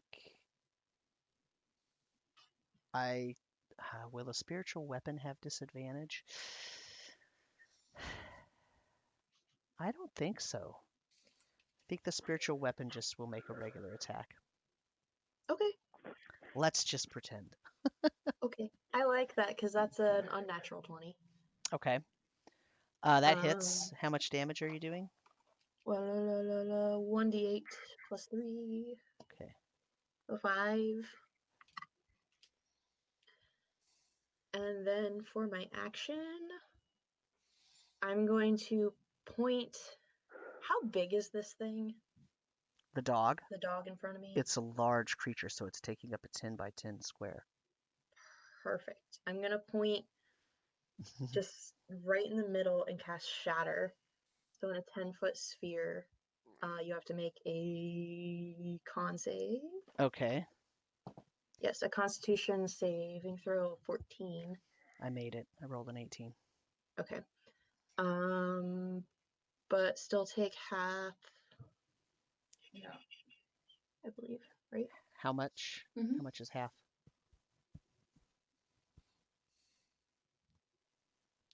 Sorry, trying to find it. That's okay. 3d8. Okay. So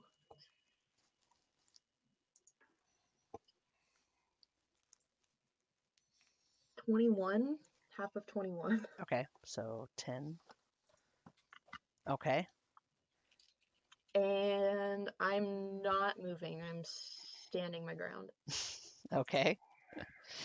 Konos. okay. So I was able to pull back behind the wall of ice, and Correct. I'm not on the Siler. Okay. Right. So, how So you're far? visible now, by the way. 'Cause I cast Oh, the spell. Oh, you okay. became Yeah. visible. Yep. Okay.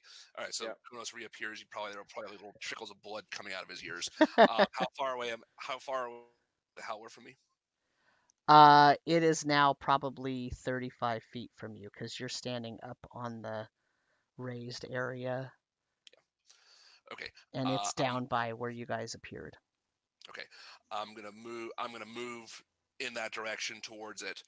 Just my normal movement speed, 30 feet, and then as I'm moving, I'm gonna line up 2 Eldritch Blasts on it.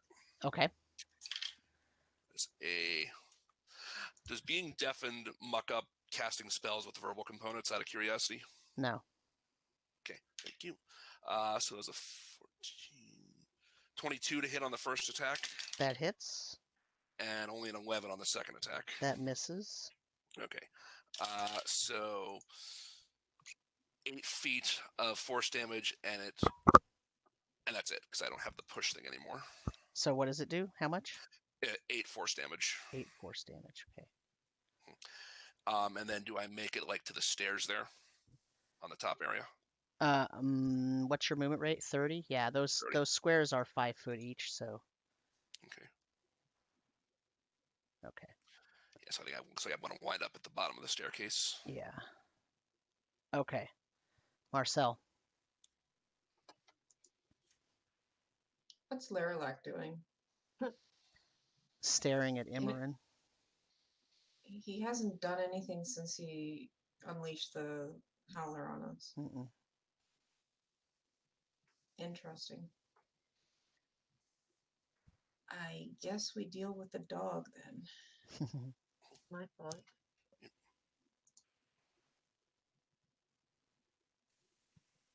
Okay. I'm gonna use frostbite on it. Okay. Constitution saving throw. What's the DC? 15. I just made it. Does it Bonus take? action. Oh, go ahead. Bonus action. I will pull my sword out, called Dance, and throw it towards the dog. Okay. I have that attack where? Oh, here we go. +7. That's going to be a 22. Okay. That hits. And does 11 damage. That's Okay. piercing damage. Okay. It's looking pretty damaged right now. The necklace around your neck, when you took your sword out, it started getting really, really warm. That's unfortunate.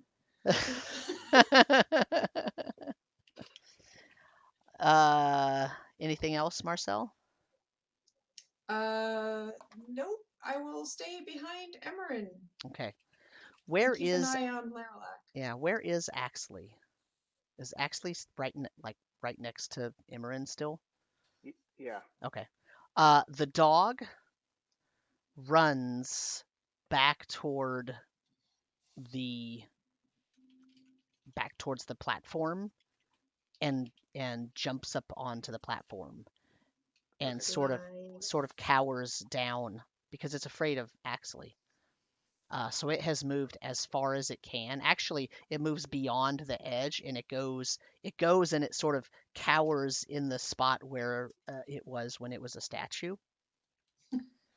If it moves because it's frightened, do I get an attack of opportunity? I think Yeah. so, because it's still taking the dash action. It's Yes, not. you do. It's yeah. Nice. I'm gonna try and hit it. Sure. Does that mean Axley get one too, since he was beside him? Mm-hmm. 15. That misses.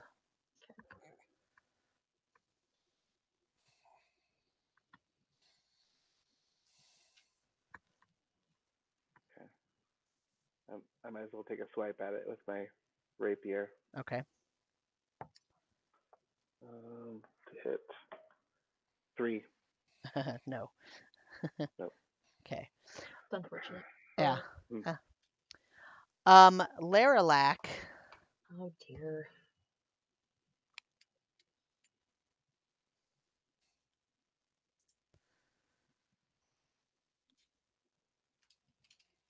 Looks out through the sort of igloo of ice that is That's surrounding him. dropped because that's concentration. Oh, you and I dropped cast it? spell. Okay. Yeah. So he's Wait, standing you there. haven't cast What? any concentration spells. Oh, do I not? Oh. No, spiritual weapon does not require concentration. Oh, that's right. Okay. Never mind. It's the. So he looks out through the igloo. And he sort of puts his hand on it and it melts away. Solid. Okay. Cool. And he says, Emmeryn, I had such high hopes for you. I really thought that you would be willing to enter into a negotiation with me. Why would I do that? After you've stolen my mother. How else could I get your attention? Here you are. It is exactly as intended. And Why her? he snaps his fingers and he appears right in front of you. Oh, Jesus. And he says, I needed someone pure.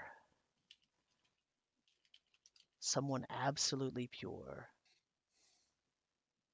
I still need someone pure. And it turns out you're the chosen. We can make everything right again. All you have to do is negotiate with me, work with me, and we'll make it all ours. It will be all ours.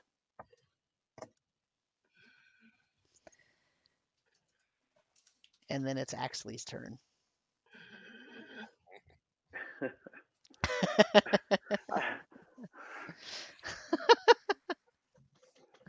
All right. Are we gonna stay and fight this guy? I mean, what's the mission here? Okay, I'm gonna say right to his face. I'm gonna say, I hate to burst your bubble, Larry, but she ain't as pure as you think. I'm gonna grab her. I'm gonna grab her mother. And I'm gonna dimension door out of the tower. Okay. The spot that we were. To the spot where we were huddled in waiting. I'll say, I'll see you guys back at the Curiosity, and then I'll dimension door out. God, I'm so tense.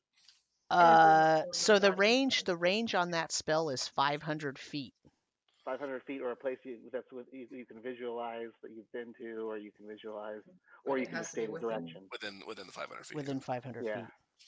Yeah. I'm assuming we're not that far down. Who knows?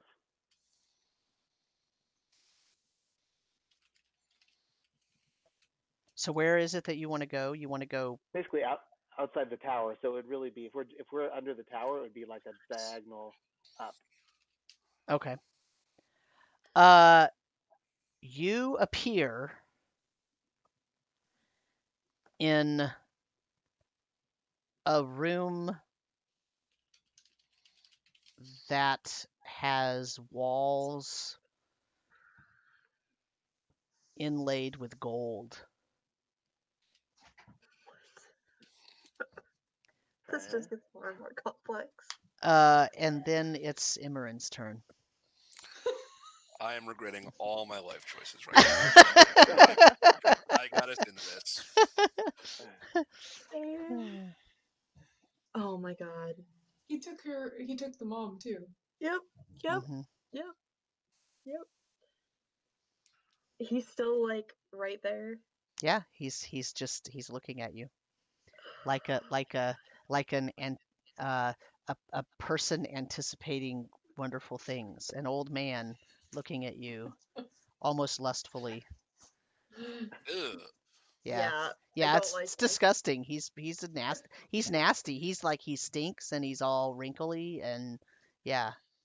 You saw him riding a stingray leading an undead army underwater. So yeah, I mean, it's gross. He is a disgusting, perverted mass of flesh.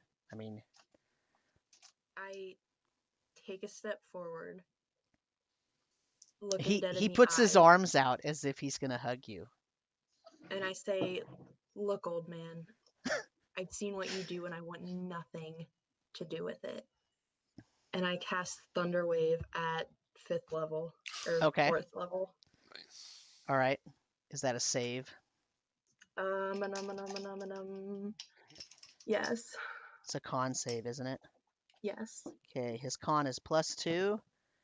I rolled a 14, so that's a 16. What's your 14 is the save. Okay. But he still takes half. He takes, yeah, so he's going to take half, but you cast it at 5th level, so how much? 5d8. Okay.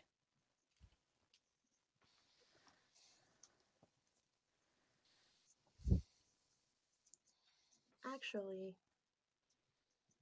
You know what? Can I use Hmm. Can I use my channel divinity to max damage instead of rolling for lightning or thunder? So do Sure, why 40 not? damage. Yeah. So 40, he Half. takes half. Yeah. Okay. And then I think he has to make a strength save to be pushed back. Okay. I rolled a 5, so 8. Oh no, sorry, that's the wrong card. 4. He's got a very low Oh strength. no, if you save the con save, then you don't get pushed back. If you Okay. fail it, then you do get pushed back. So he Okay. doesn't get pushed back. So he doesn't but get pushed back. He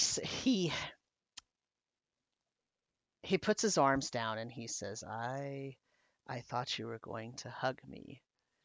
I don't know that we could make everything right again. This could correct the mistakes that were made. Just give in. I just need a pure soul. And you're spiritual weapon it. comes and bashes him across the head. while he's just talking, I Ro- smack him. Roll the attack roll. Natural 20. Okay. Roll your damage. Oh my god. Okay. Oh my god, I'm so tense. That's a 4. So 8 plus 3 Okay. is 11. 11. Okay. And I'm bolting You're where are you going? up the stairs to the north. Maybe get He north tries of to reach out an arm and grab you. I know. So you need to make a dexterity save. Oh god, please. Okay. Versus a 17. I got a 16. He grabs you and he is very strong. Fuck. So you can't run away from him. He says, Emmeryn, don't run. You have a task to complete. Konos. All right. I don't hear any of the monologue because I'm deafened still. But seeing him lay hands on Emmeryn, I'm going to run up towards him. I'm going to hit him. I'm going to cast Booming Blade and try to stab him with the trident with Bolum. Okay. Oh my god, I'm so stressed.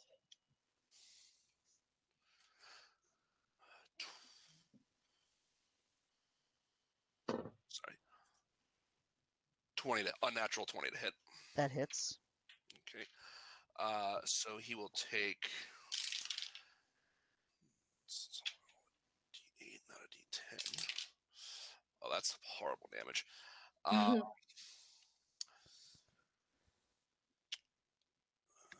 Sorry. 10 points. So it's 9 points of piercing and 1 point of thunder damage. Okay. And if he moves from the place he's standing, he would take another 2d8 thunder damage. Okay. If he moves before the end of my next turn. All right. Are you doing anything else? No. Marcel? The start of my next turn, excuse me. How does Leralak look? We've done quite a bit of damage to him. He's Like, does he look affected by everything we've been doing? yeah, I mean he's definitely affected. He's pretty bad off. I mean, he's not like limbs chopped off, bleeding everywhere kind of, but he's obviously not. I mean, he's been soaking it in. I'm about to hack off his arm. So, yeah, I mean it's definitely affecting him, but it's hard to tell it to exactly what extent. It's really hard to tell. And the dog is not. The dog is just cowering up as far away as it could possibly be from Axley's Axley. gone. Yeah. In fact, Axley's gone. Axley's gone, but he's still cowering. Roll a perception check. Okay. 17. The dog looks like it's a statue again, but in the Oh. cowering position. Weird. I look at Leralak and go like, what mistakes? The mistakes of the entire plateau. All of the mistakes ever. Okay, you're just being weird. Okay. We can fix it. The sinking was a mistake. It was because someone was not given their true worship, and mistakes happened, and we can fix those, and it will return our plateau to its former glory, and we will rule it. Emmeryn and I. I really wish I could hear all this right now. Aw. Poor Konos. I would show you like a healing thing if I could, but I definitely can't. I'm running out of Okay. spell slots, y'all, too. So, Marcel. Konos, if you want to make a con save. Okay.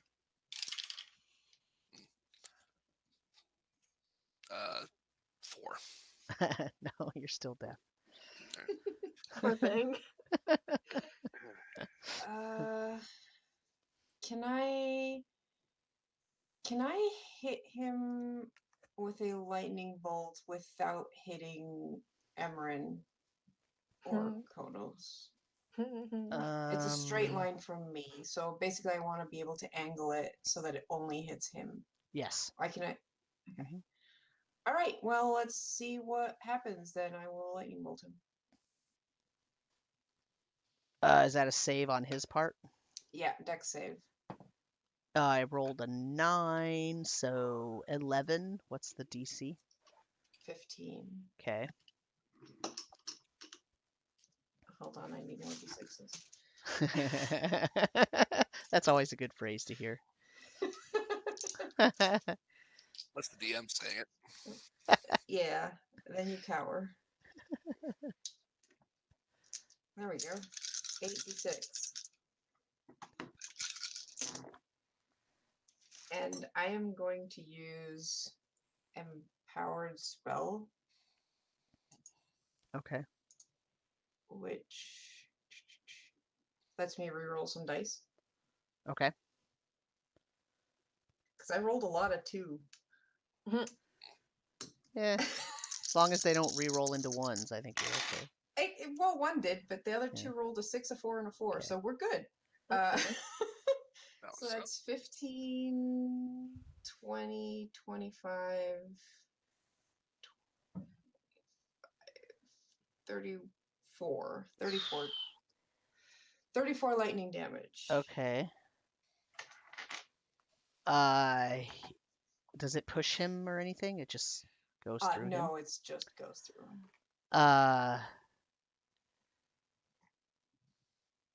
So you know that scene in Star Wars in the Return of the Jedi when I don't like this. when the Emperor is like sending lightning through Luke and it's like going all over his whole body and everything? That's what's happening to Leralak right now. There's lightning, it's like arcing from, it's going into him, like into his chest, and it's arcing from his mouth to his ears and back to his eyes, and it's coming like from his back of his head up, and it's like arcing all over, and it's going around all, and he sort of smiles and he says,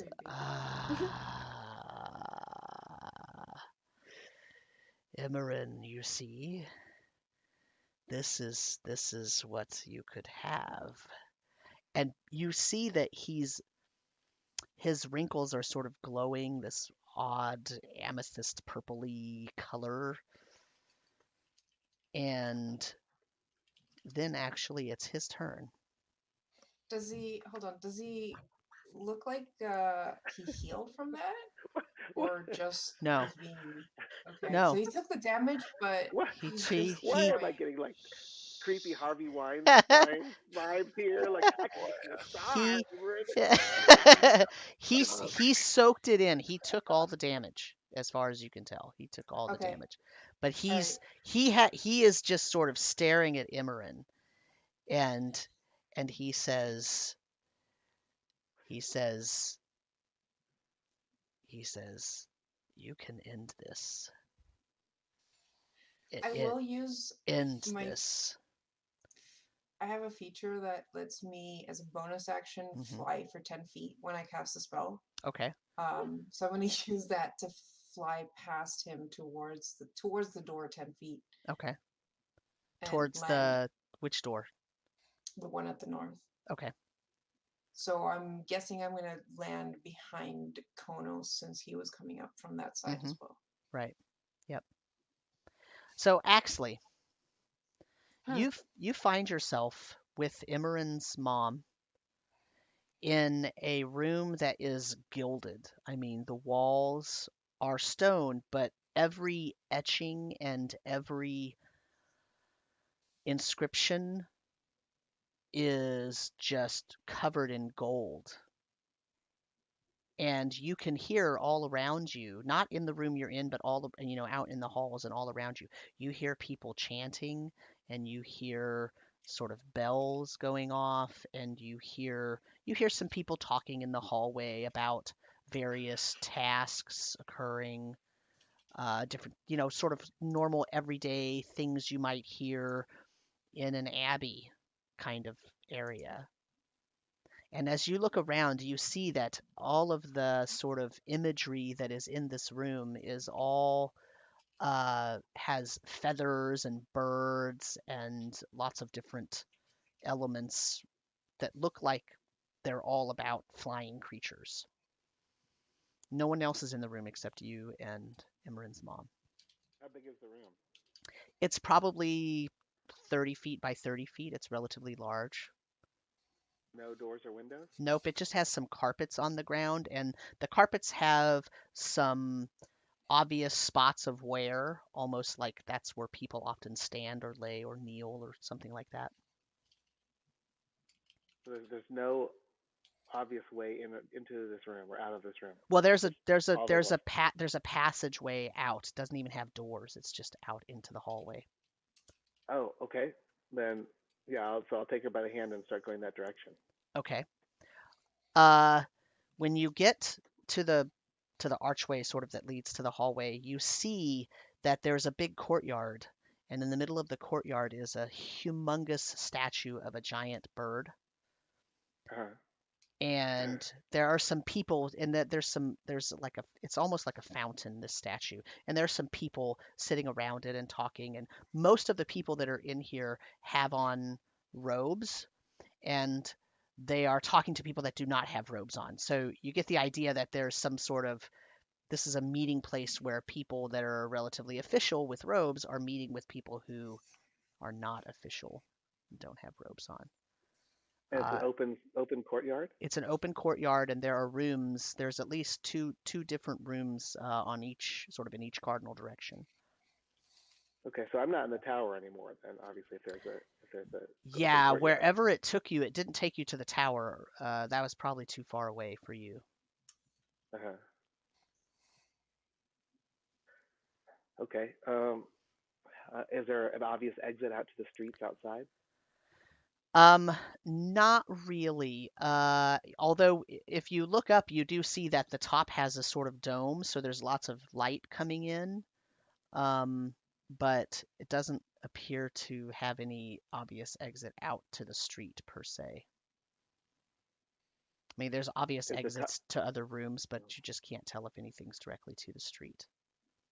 Is the top open to the sky? No, it's a dome with like glass, like almost like stained glass, and it's in a big image of a raven. Okay, I'm gonna try to find a way out. Okay. So, wisdom survival check. And are you hiding while you're doing this, or you're just walking out? Just trying not to be too obvious, but not, Okay. blatantly calling attention. Okay. So, what'd you say for wisdom survival check? Survival, okay. 16 plus 1, 17. Okay. You sort of walk around for a few minutes and you kind of get the lay of the land a little bit. You try to get your bearings, and you're pretty sure that you need to go downstairs to find the exit to get out of this place. And as you're going in that direction, someone steps in front of you and says, "How can we help you today, my child?" And then glances at Emmeryn's mom and says, "My children." And then we'll go to Emmeryn. It is your turn. Okay. I do have a question, Mm-hmm. maybe. I also forgot I have this feature. That's really cool. Wrath of the Storm. When a creature within 5 feet of you, I guess, hits you with an attack. Never mind. Just Okay. kidding. Did not read the whole thing very well. What was it going to do? Enlighten us. Push him back. Okay.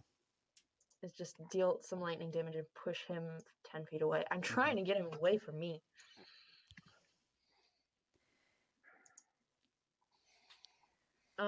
Spiritual weapon's gonna come down again Okay.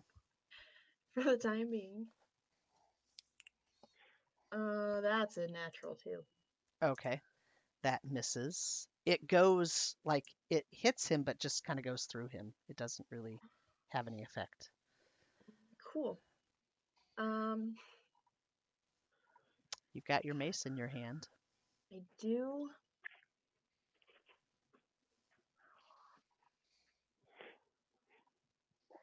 Yeah, I'm just gonna hack at his arm. I don't have a whole lot of spell slots left. And when I Okay. do, I'm trying to save. Roll an attack roll. Okay. Okay. That's a 9. Plus your attack bonus. Yeah, I rolled a 3. Oh, that's with your attack bonus. Yeah, that's a disadvantage. I rolled a 15 the first time. It's a little unfortunate, Marcel. I think you have inspiration, don't you? Do I? I don't know, do you? If I do, I was not paying attention. Want to do anything else? Don't want to talk to this guy. Honestly, I just really don't. That's fair. I had a question from last time, but I don't remember what it was because I was panicking over spells. No, I'm just gonna just keep trying to pull away. Okay. Not even acknowledge him. Uh, Ranting. okay, I need a strength check. At disadvantage? Mm-hmm. Okay. It's not 3. Just a strength check. Right. Okay. Okay. Okay, that's not terrible. That's not bad. 15? What is it? 15? That beats his 14, so you can wrench your arm away from Okay, him. I do so. Okay. Konos. Okay. I will use a bonus action to activate the tentacles on Bolam, and I'm going to try to tie him up with them, basically, so 3 attacks. Okay. That's good. First attack is a 24. That hits. Second attack is another 24. Mm-hmm. Third attack's natural 1. God dang it. Yeah. So he takes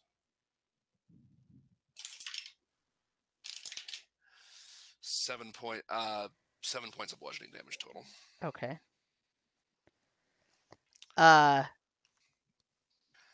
And if I can step in between him and Emmeryn, I will. You can't because they are still only still next to each adjacent to each other. Yeah. Okay. Okay. Marcel.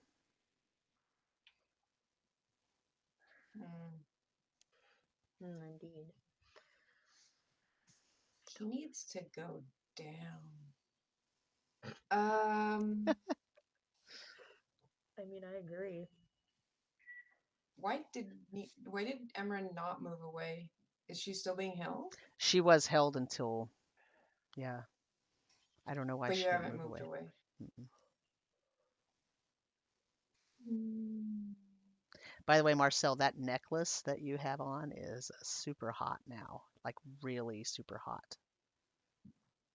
Like feels like it's burning your skin super hot. Why is this thing so hot?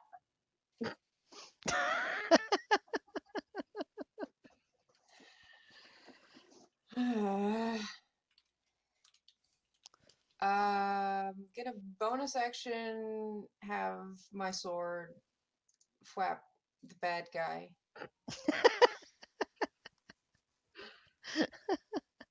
Okay. Oh, good. And flap it does apparently because that was that was a 10. Yeah, that misses. It's just a gentle. I'm distracted. This thing is hot and I can't get Yeah. it off.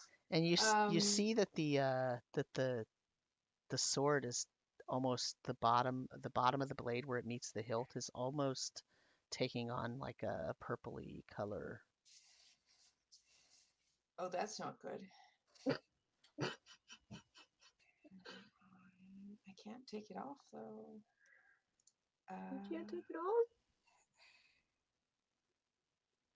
No, why would I take it off? Because it's hurting, maybe. It's just a bit hot. Um, damn it. I could try that, but no. For now, I'm just going to throw 2 Eldritch Blasts at him. Okay. New spell. I'm not that good at it. One was a 12, the other one was a 22. They both hit. Oh, really? Hmm. Interesting. He's wearing robes. Yeah, well, some people use mage armor. He did Um, not for some reason. That's unfortunate for him. Are you kidding? I rolled a 1, so I used this sorcery point and rolled another 1. So he takes 5 force damage. Okay. All right. And then I want to move towards the door. Like, so up the stairs towards the door. Right. Okay. Uh,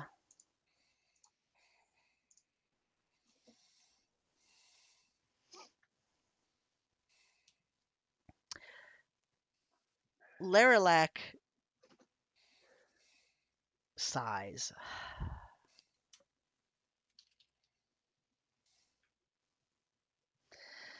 Emmeryn, if you won't negotiate and you won't sit on the throne with me, why won't you just put me out of my misery then?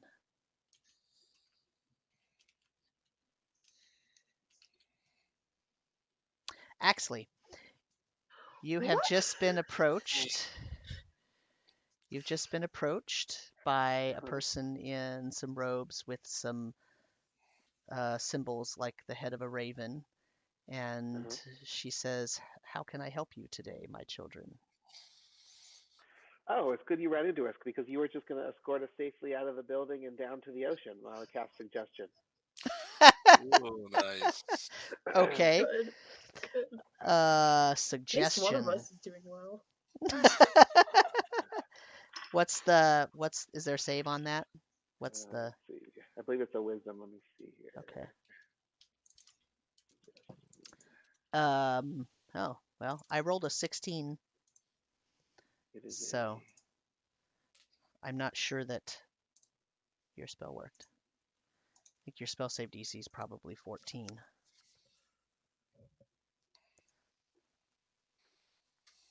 Spell save is 15. Yeah. Okay. Yep. Uh, She sort of smiles and says, "Well, I can escort you to the exit. I cannot leave the premises because that would be violating my duties and my oath, but I can surely show you the way out." please do. She looks at Emmeryn's mom and says, "Are you in need of sustenance or aid?"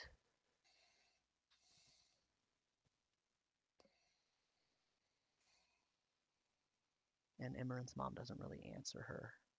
Does Axley say anything? We've spent a lot of time praying, and we are definitely famished. That's what we're going to get some food. Ah, okay. Well, very well. I will show you the way. And she starts walking down one of the hallways. We'll follow. Okay. Uh, Emmeryn.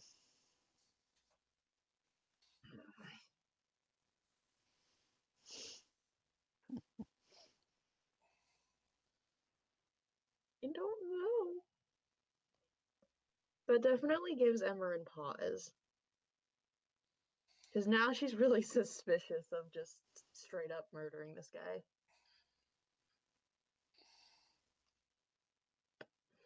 Hmm. Mm-hmm.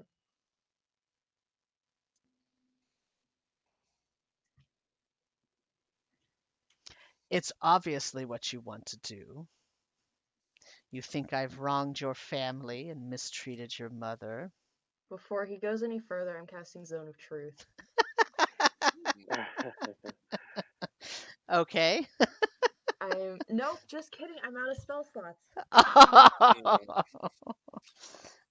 Nope, not doing that. Welcome to the club. I ask, Your mother was very compliant.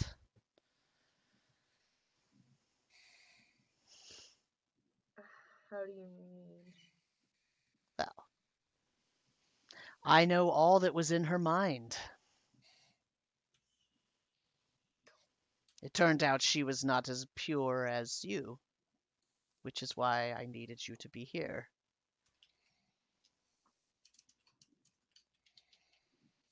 Then why just lay down and die? What do you mean? I'm not laying down and dying. I am sharing my power with you. You're not choosing to partake of that particular offer, which is why I'm forcing you. I didn't have to force your mother.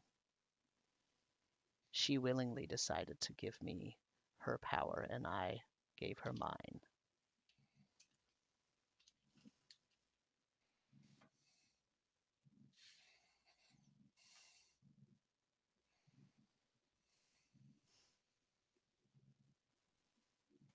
I go for the door. I use my action and my movement to get to the door. I don't trust this anymore. I don't know if I either.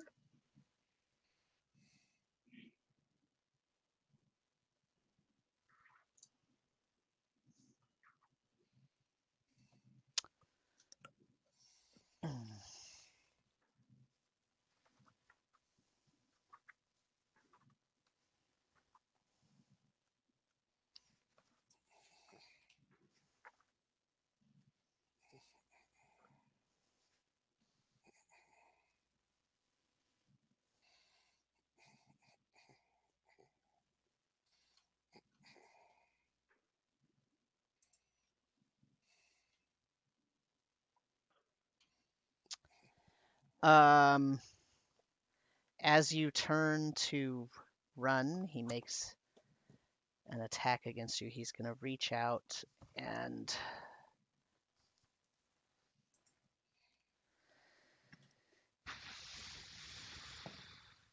um 17 versus your AC. That hits. What is he doing? He is reaching out to attack her With a weapon? with his hand. You Mhm. take 4 damage, and as he puts his hand on you, purple energy goes from his hand into your arm or shoulder, whatever he was able to grab onto, and you feel the life force come out of you as he drains your hit points. And Is the Sam rest cutting of out you, for? the rest of you Sorry, see. Sam, you're cutting out for me. I don't know if anyone else is having issues. Am I No. cutting out for No, anybody? No. it's fine. Weird. Okay, so it's only me. Can you hear me now? Did I see him casting a spell? No. You just see him reach out as she turns to run away because she's trying to move away real fast.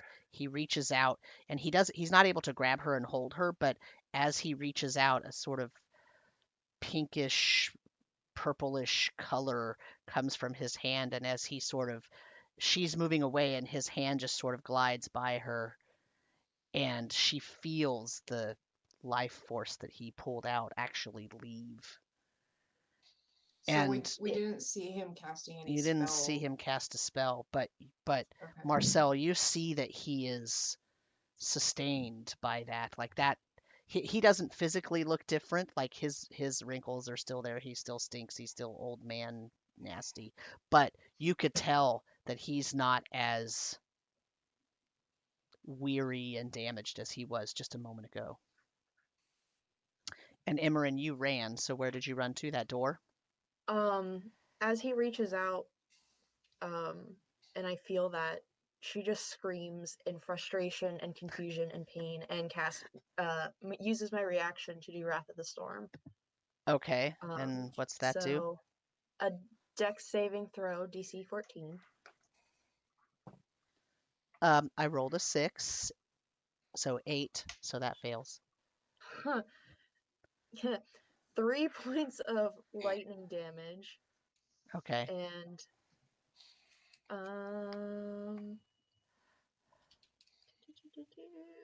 yeah, that's it. He takes 3 points of lightning damage. Now is that like from your hand or that's like is that a spell reaction that you're casting or? It's blah blah blah blah. What's it called? It's a cleric feature. It's like a channel divinity thing. Okay, so but it comes out of like your hand, not your mace, right? Okay. As you do that, he's sort of stunned for a moment as the lightning bolt sort of comes into his body, and then you see him smile, and he says, "I knew it." And then his body just starts falling apart. He just starts turning into ash and falling to the ground, and then his robes fall on top of it.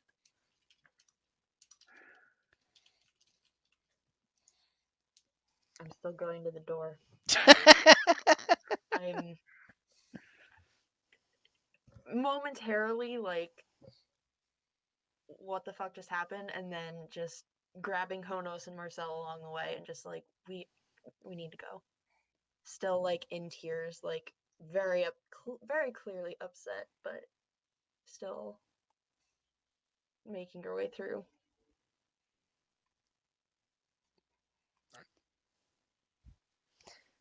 Marcel, your necklace is no longer burning you.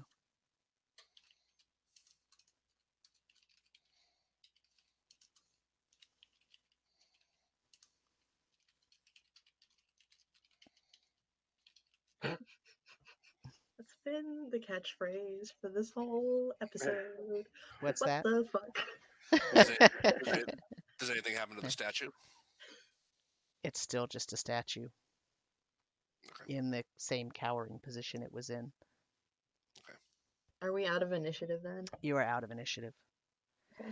Actually, the woman leads you down several flights of stairs. I mean, it's down several.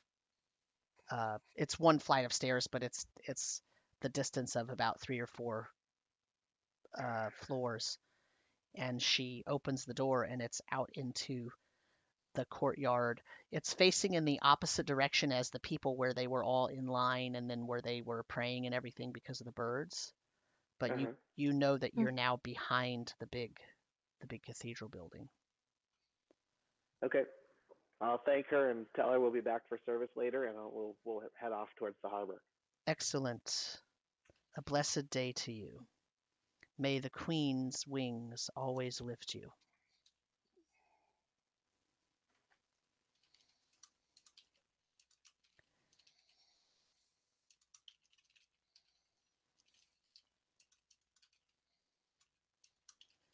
At that point in time, Emmeryn's mom kind of snaps out of her stunned state and says, "Where are we? Where are you taking me? Where's my daughter? I thought she was She's here." coming. She'll be here soon. I'm just getting you to safety. Okay. So you take her all the way down to the Curiosity? Yeah. Are you hiding as you go, or you're just beating feet trying to go as fast as you can? Well, we need to go directly, but I'm gonna try to be cautious, Okay. not reckless. Okay. Okay. Uh, okay. What's everybody else doing? Going through that door, I think? Okay. Following Emmeryn. Yeah. Following Emmeryn. Yeah, I'm booking it. Just trying to get out of here. Okay. That door leads to a passageway that forms a T with a passage off to the left and the right. So you can probably make your way out of here if you don't want to investigate any rooms, if you just want to try to take passageways, but it depends if you want to investigate things. So what happened with the this guy? Hi, Earl. What happened with the the statue's back to being a statue, The right? statue is a statue, but it's not in the original position it was in. It's in the cowering position. But like on the pedestal and like facing the wall. It's yeah, I mean it's like cowering against the wall. It's almost like it just became a statue again in the position that it was in. It's not really on the Okay. pedestal. I am gonna go grab my sword and look at the pommel. Is it back to normal too? No, it's a little bit purplish at the bottom. It's weird. Um, hmm. Is there anything else in this room like of interest, symbol wise? Are there any like amethyst glowing symbols or anything like that? I mean, there are eyes carved all over the walls, and some of them are in that symbol that with the spikes coming off of it, and some of them are just eyeballs. If you want to do like a quick 5-6 minute investigation of this room, you can look for much more details. I mean, at this point, you haven't really stopped to look at any details. Yeah, I kind of don't want to leave this room until, because I don't trust this whole like, oh, she did a small zap, and despite the fact that he had seemed to just heal himself, he just disappeared. I'm wary. Hmm Emmeryn Um, is like out the door though. Yeah, yeah. Emmeryn already left. And if she doesn't see her friends, she's just gonna like slide down the wall and just like sob for a Okay. moment and just like hold her symbol of Goras and just like kind of try and compose herself. Okay. What's Konos doing? Can I check the? Was the robe left, or did that dissolve too? The robe is there. Can I check it and see if there's anything like in pockets or anything? Are you Keys or gonna? anything? You're touching it? Please don't. I said I was. Yeah. The book is under it. I will use the robe to just wrap the book up and carry it. Okay. There's ashes all over it.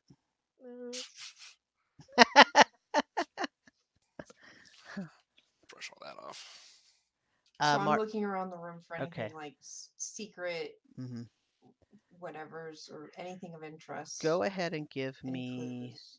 a um, investigation check. 16.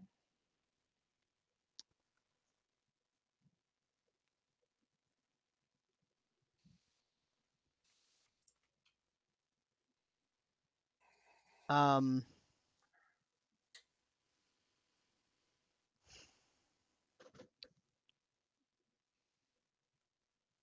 scanning my notes to make sure I don't forget anything.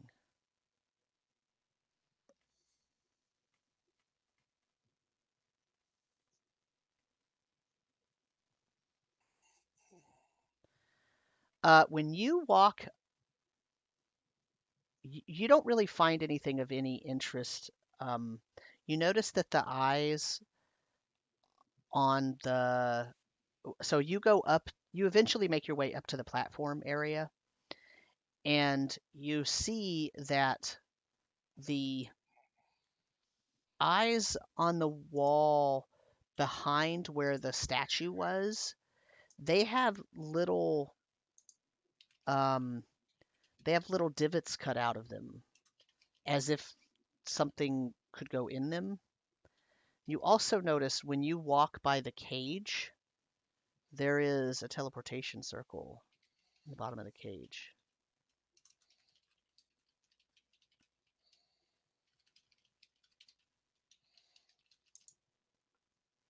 Okay. Konos? I think this might be where the amethysts go.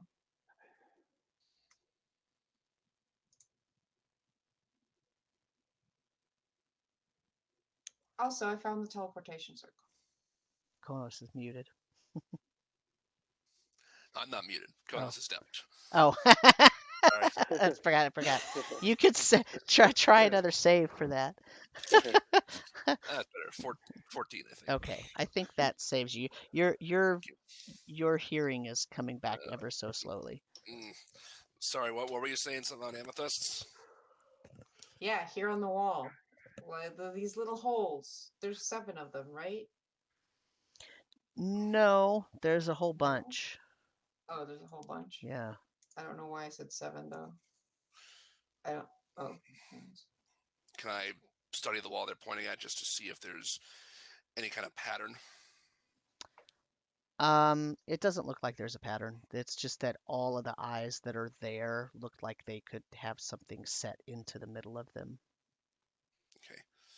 I mean, we could try putting them in, but there's more holes than there are than there are stones. And I believe Axley had the stones, unless you had them. I thought Emmeryn had them. Oh, I thought they were in the bag of holding. But yeah, you might be right. There's the teleportation circle there. We might be able to use that to get out. Hey, Konos. Yeah. You can see through other things' eyes, right? I can, and I was thinking about trying to use it to see where Axley went.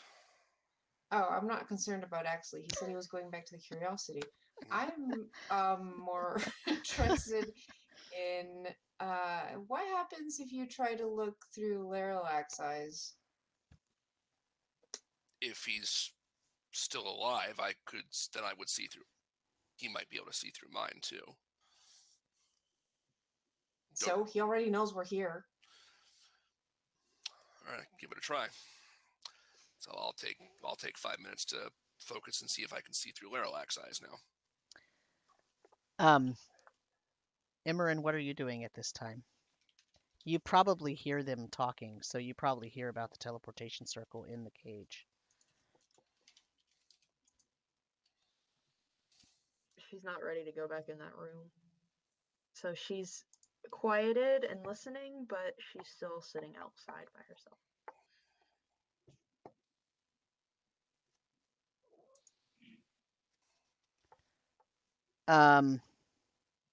All right, Konos is changing the view and trying to see what Leralak sees. Yes. Roll me a percentage check. Percentage dice. Okay. 59.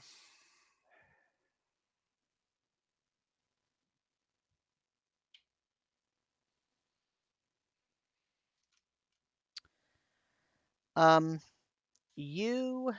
Oh boy. Okay. Let me see if I could. So what you experience is really weird. You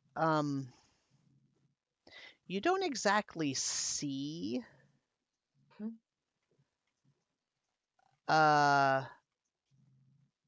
you don't exactly see through eyes.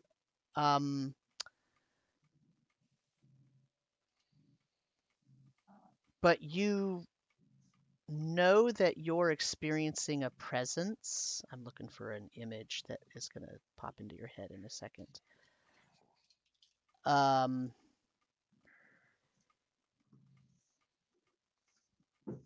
You feel a presence, and you feel that oh, come on. I wasn't ready for you guys to do this. Thought you were doing something totally different. I just got to find the image here. Oh, is that it?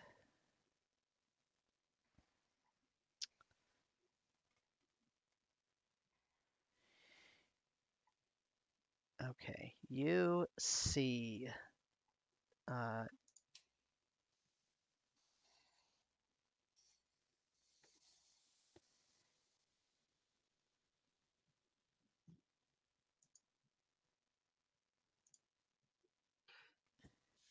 you as the image starts to resolve itself.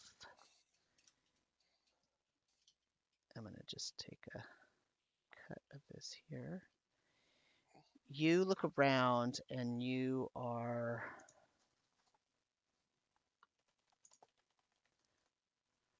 let me just I will post this on Discord here real quick. You sort of get the idea of something opening its eyes very slowly.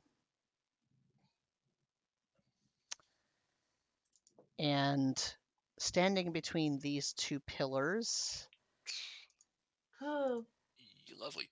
I will pop a picture of this up. Standing in between these two pillars is an enormous, and I mean like 5 times bigger than the one that you've already seen, an enormous dog with spiky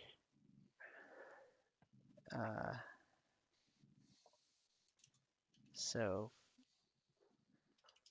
for the audience, that's the view, but with an enormous giant dog with spiky mane in between it. And it is looking down at whatever it is that you're looking through their eyes.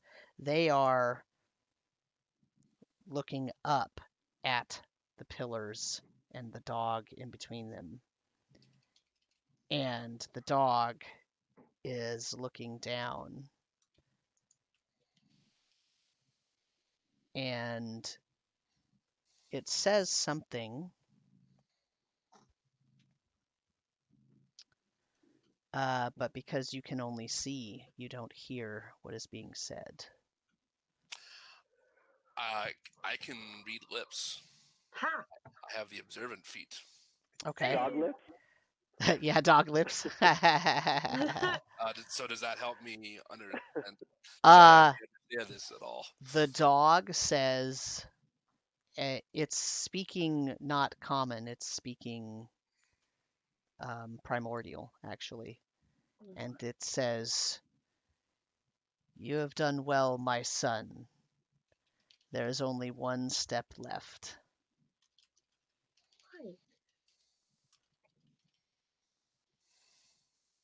and you hear Leralak say, because you hear it in your brain because you're actually kind of seeing through his eyes. Yeah. You hear Leralak say, "Thank you, Master. The army is almost complete."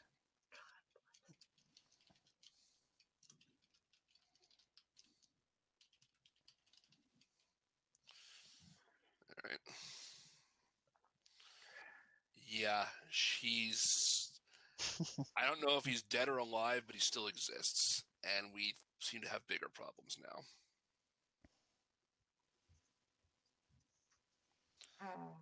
I had a feeling. What do we know about liches? Are you asking me? Yeah. Before I answer that, because we're almost done here, let's go back to Axley real quick. Axley, you and Emmeryn's mom are making your way to the curiosity. You find the curiosity. It's exactly where you left it. Okay. Well, as we're going, I'm gonna make sure I'm gonna cast healing word on her, and I'm gonna Okay. sing give her inspiration die, sing a song of inspiration about a brave daughter going to rescue her mother. Okay. Okay. Oh, Okay, so we get to the curiosity. Yep. Is there anyone around it, or can we make our way to it easily? It doesn't look like there's anybody. It doesn't look like it's been disturbed at all. Okay, we'll make our way to it. Okay. I'm assuming you open it up. Yeah, I'm getting inside. When you open it up, the hatch opens, Uh-huh. and you look down, and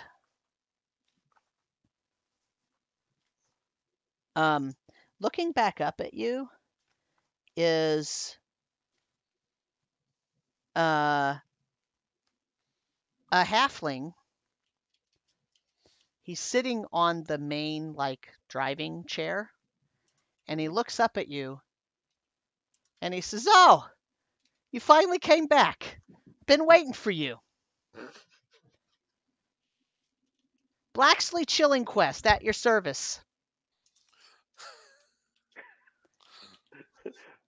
Does he look like me? What? What? He looks almost exactly like you, but his skin is gray and his hair is white. Oh my god, what is happening? I don't believe we've had the pleasure. Not yet, but you called me, so here I am. And When the Marcel twin powers activate. Marcel wants to know what you know about liches. About who knows? Is What? that what you're asking? Is Marcel are you want Uh, to know what Marcel wants to know, or I are want to you know. just Yeah, I want to yep. know what Marcel knows about liches. Oh. You can roll a history check. Because I know a lot, but Marcel apparently not that much. It was an 8. You know that there are rumors of individuals that can try to become basically immortal by wielding necromantic magic, and that they're difficult to destroy once they have completed whatever dark process has to occur. But you also know that usually by the time they're doing this, they don't bow to anyone, I should say. So the thing that Konos is describing doesn't make sense for a lich. That part doesn't make sense to Marcel. Just in the very basic lich knowledge that you have, doesn't make sense that a lich would be bowing down to some dog. and I would have described everything I saw through their eyes and fully. I mean, I'm assuming that you did, yeah. So, and so let's end there. Uh, with There's so Blacksley much Chilling tension Quest. in my shoulders. Yeah.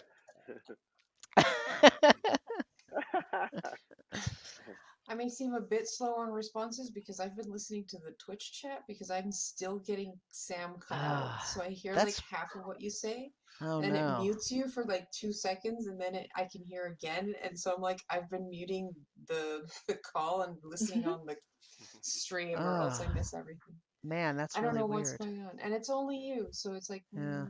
weird. Do you Odd. think That's the recording captured that as well? I think I mean, the all of recording should be fine yeah. because I can hear him fine on the stream. It's just on the call that he cuts out for me. Weird. That's really weird. But that's why I was like 2 or 3 seconds behind on responses because I was listening to Yeah. the stream.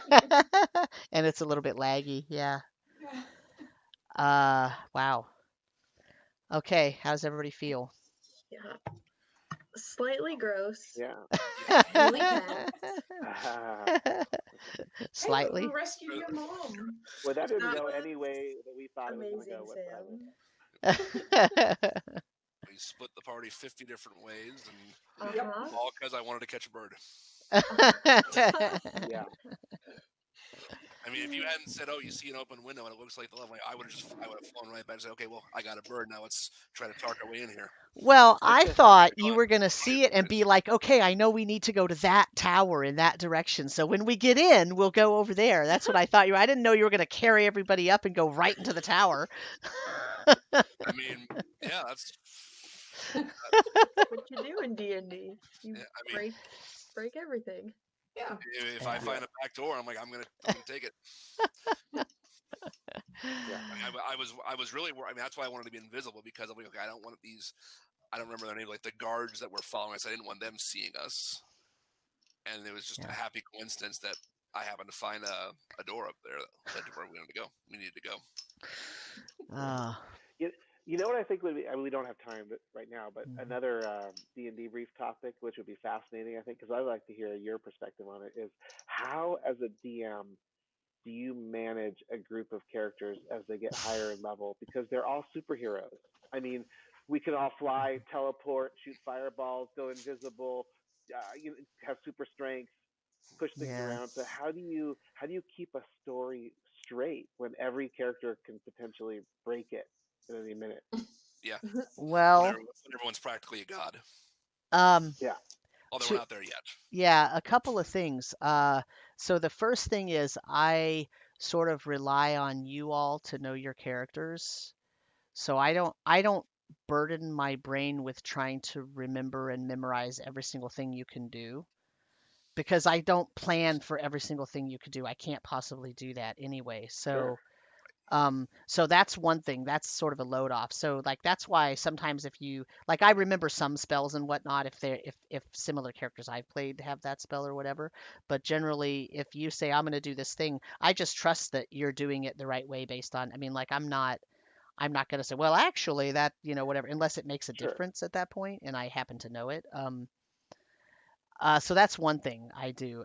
The way I really so it's tough because what it means is sometimes the challenges that I'm having to throw at you are not necessarily planned all the way out, right? Yeah. And if, for example,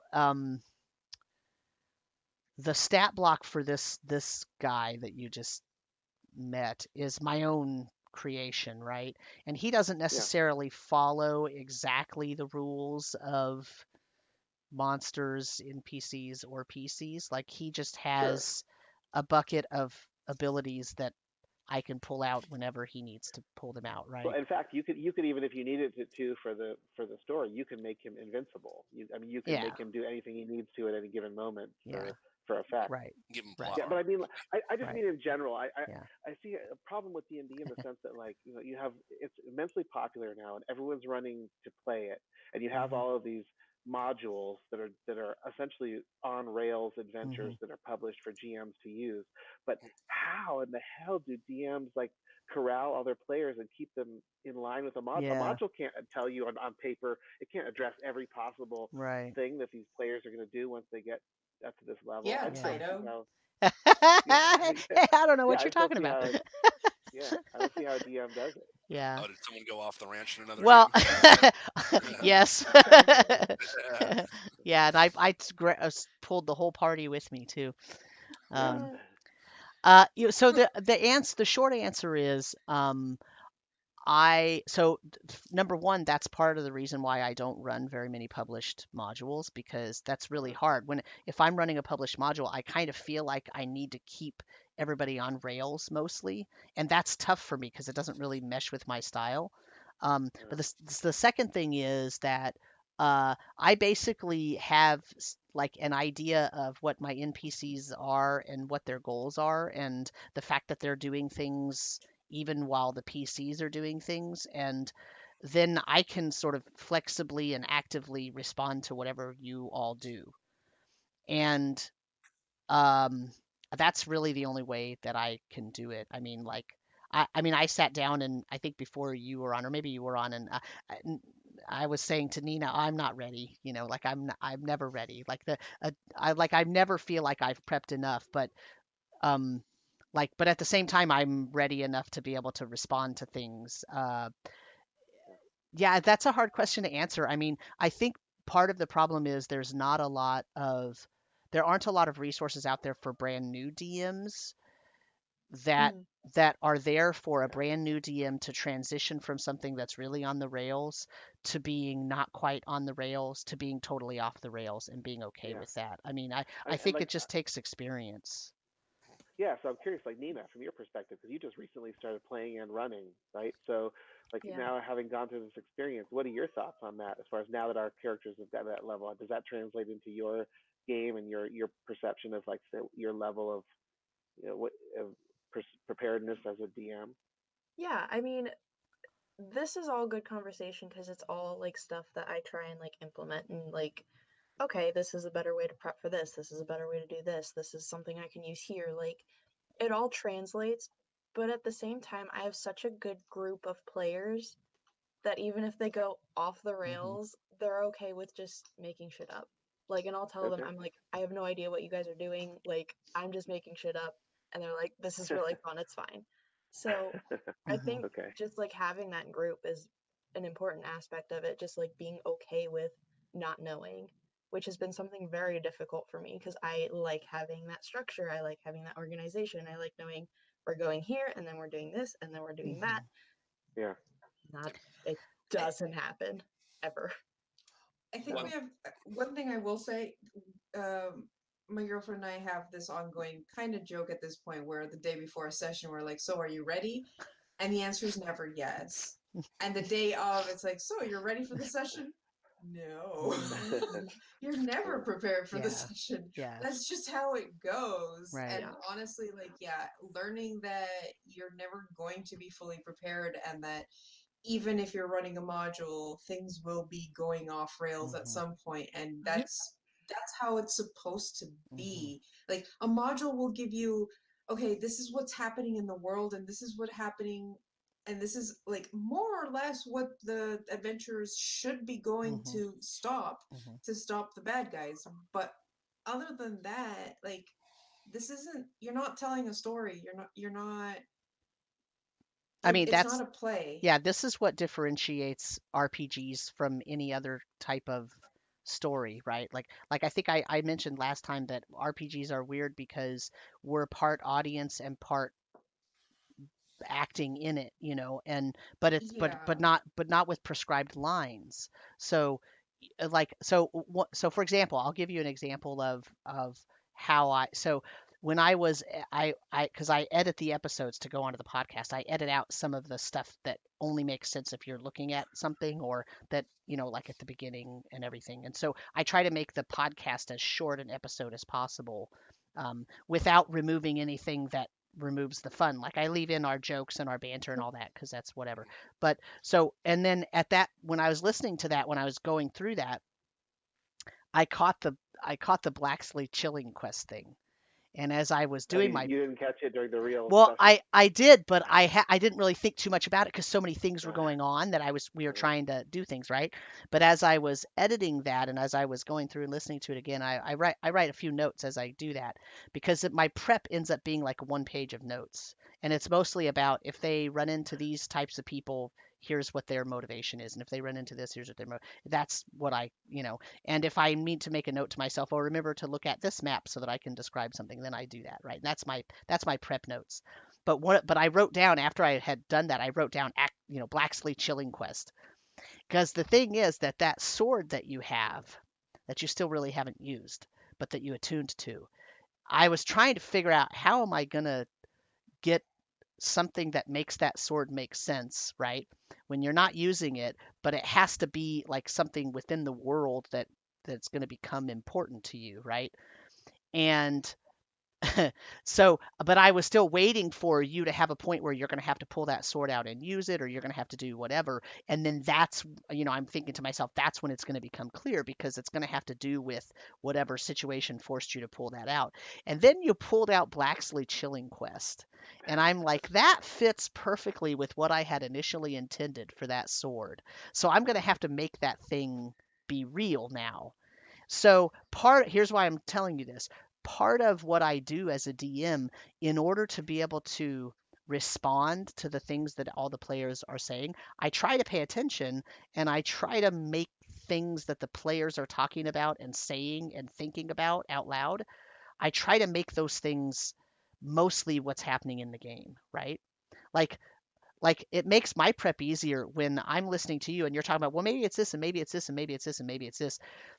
You're going to hit on some really good ideas that maybe I didn't even think about, right? And the oldest DM trick in the book is to take what they thought they were going to do, and when the players come up with something better, go, oh, that totally makes sense. I'm doing that now. And then it also makes the players feel good. They feel like, oh, we thought of that. We knew. And now here's what it was. We're actually smart enough and in tuned enough and paying attention enough that that's what it was. And you'll never know whether it's actually what I really was planning from the beginning or whether I got Sure. that from you yourself. So there's that sort of thing. Blacksley Chilling Quest is one of those where obviously that came directly from you. We didn't talk about that beforehand. You just came out with that and it fits perfect with what I needed to happen. So now it exists. And that's just how it goes. If I was a new DM, I don't know that I could do that. I don't know But that in my initial DMing years if I could have done that. I've been doing it long enough now, and I'm flexible enough in my of mind, to not get pissed off if you like. I often say to you guys, "Oh, you did went this way, and I thought you were going to go do this thing," but I'm not mad about it. It's just that's just how it goes. I think when I was younger, I might have gotten a little more. I was more rigid about what I needed everybody to be doing. So sorry, Matt, I cut you I off. was say what I'm liking is like you're using like things we do and we say, and you're using those to figure out ways to nudge us, use those kind of nudge us in maybe subtly in directions you're kind of wanting us to go, whether it's using Right. certain items, going different directions, things like that. Like there was a little bit of that happening when we were fighting Leralak, because when you were talking about like Marcel's pen, Marcel's amulet, Mm-hmm. Emmeryn's maze, like, oh, there's things that you're noticing that are connected here. Mm-hmm. Or that are happening, and it's up to us to kind of say, sort of fill in the blanks and make the connection. As far Right. as like higher level characters and stuff like that, higher level play, especially, that's one reason why most of the published official modules don't go past like 10th or 12th level, Right. because once you get to that point, yeah, you are breaking the game in little pieces every time you play. But even at like 16th, 17th, even 20th level, there are still things and simple things that can bring down a 20th level player. Mm-hmm. Like if they can't water breathe, they don't have water breathing, they Right. can still drown. Right. They can still die of illness and old age. So Mm-hmm. Yeah. there are I still mean, all places like and that. ultimately, any DM can always kill a PC if they want to. Honestly, if I decide I want to kill Konos, all I got to do is I got to go over to his character sheet and look at his character sheet and make sure that I do things that are going to expend all of his resources and It's done, then already done. kill it. But you know what I'm saying? Like, on purpose. Like, if I decided I needed to kill somebody, and any DM can do that, right? But that's not really like I don't ever set out, oh, I'm gonna kill, I'm gonna kill these people or what, I'm gonna kill these PCs. Like usually that's not the goal. Like that's not fun. That's not a fun goal, right? So that's not the goal. Sometimes it happens, right? But that's just Yep. And it's sometimes because it's the players do things that inevitably lead to that happening, or just right. the dice roll really stinking bad and bad things happen as a Yeah. result. Yeah. So Yeah. you were asking kind of about Cool. like keeping things on the rails. My husband gave me a good structure for kind of getting my own campaign that I'm running back on rails, because it's kind of, I won't say it got off, it's kind of stalled a little bit. So he gave me a nice framework by basically saying, okay, and I'm not saying that's happening to us either, but just kind of address the point.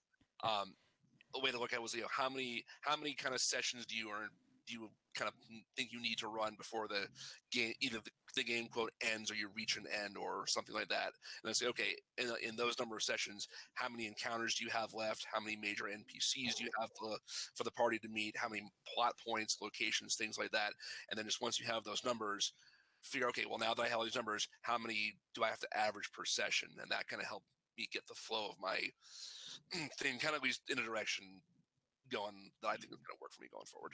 So that's a good kind of approach to take when anybody who's kind of gets to that situation, like, oh, I feel like my campaign just is spinning its wheels, players are either off the rails or whatever. This kind of way to say, okay, well, here's at least how I can kind of structure out stuff going forward to lay the groundwork for whatever comes next. Yeah, there's a way to plan things.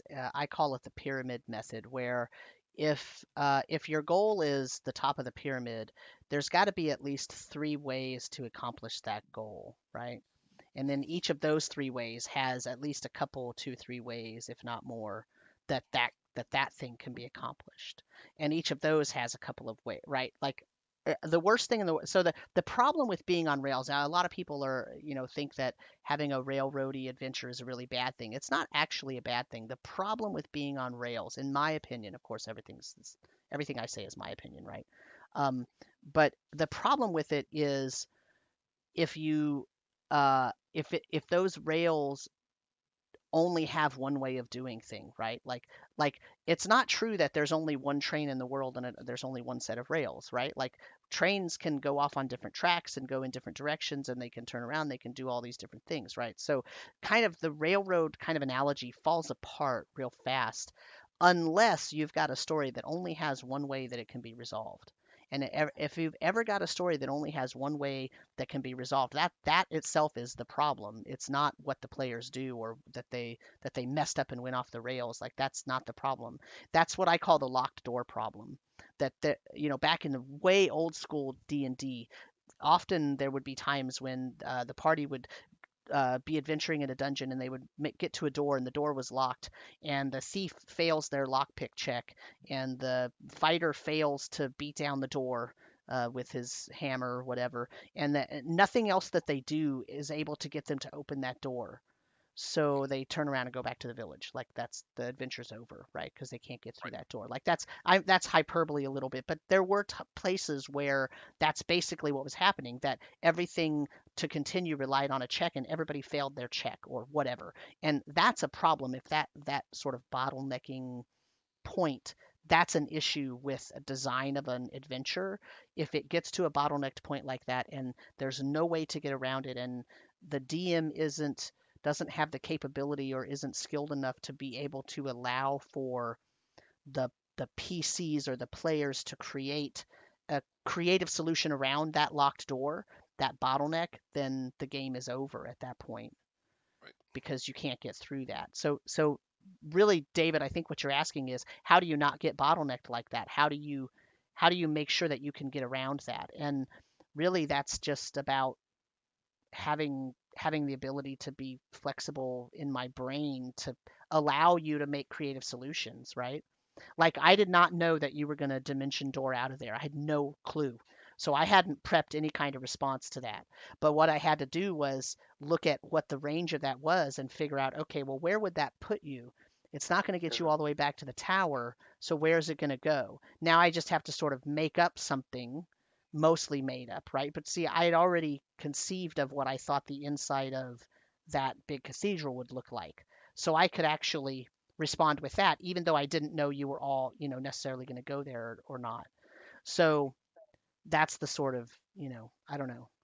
It's hard to teach that, right? It takes just practice and experience. And No, well, it's a couple things. It's improvisational skill and it's storytelling. I mean, yeah. and those are two big asks for Hmm. people to have in tandem. I mean, there's not a lot of people I think that are really capable of stepping up and doing a very creative GMing session.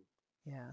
I mean, it just takes it's a different kind of mindset from I think part of the problem is it's a different mindset from how we usually try to teach beginning DMs, right? Because beginning DMs, we try to give them, that's kind of what makes the D&D starter set such a great starter set, actually. The 5th edition D&D starter set is one of the best starter sets of any D&D edition. And the reason is because there's a lot to do in Phandalin where the PCs are. There's a lot to do there. They don't just have to do part A and then go to part B and then go to part C. They can actually look around and do different things.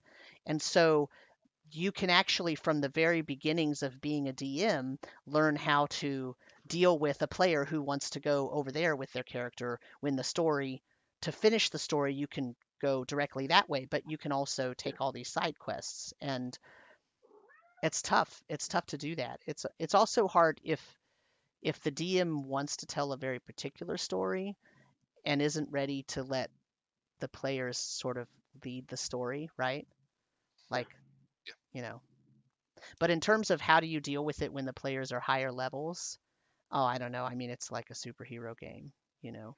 Yeah. But you guys aren't quite that yet because you have relatively low hit points, right? Because you're all basically casters. So, Yep. it's kind of a different thing. If you had a big beefy fighter or some kind of monk or something, Barbarian or something. yeah, you'd have a different kind of style of play. We don't have a ton of combats. The reason we don't have a ton of combats is you will run out of your resources very quickly. And so Yeah. one of the ways I deal with letting the PCs do the things they need to do is we don't have a ton of just straight on melee, let's bash each other in the skull combats. We have a few, but not a lot because that doesn't really suit your party, right? Not very much. Um, as you get higher and higher level though, you start having these spells that do these amazing things, and that then it's a little different. But the challenges that are you're going to face are not just some big brute coming to take some hit points away. They're other things. Yeah. Mm. So Yeah. Anti magic field will be the thing that really kicks our together, yeah, right? right. Yeah, and while we're not that high level yet, we're still like we finally got 4th level spells, and like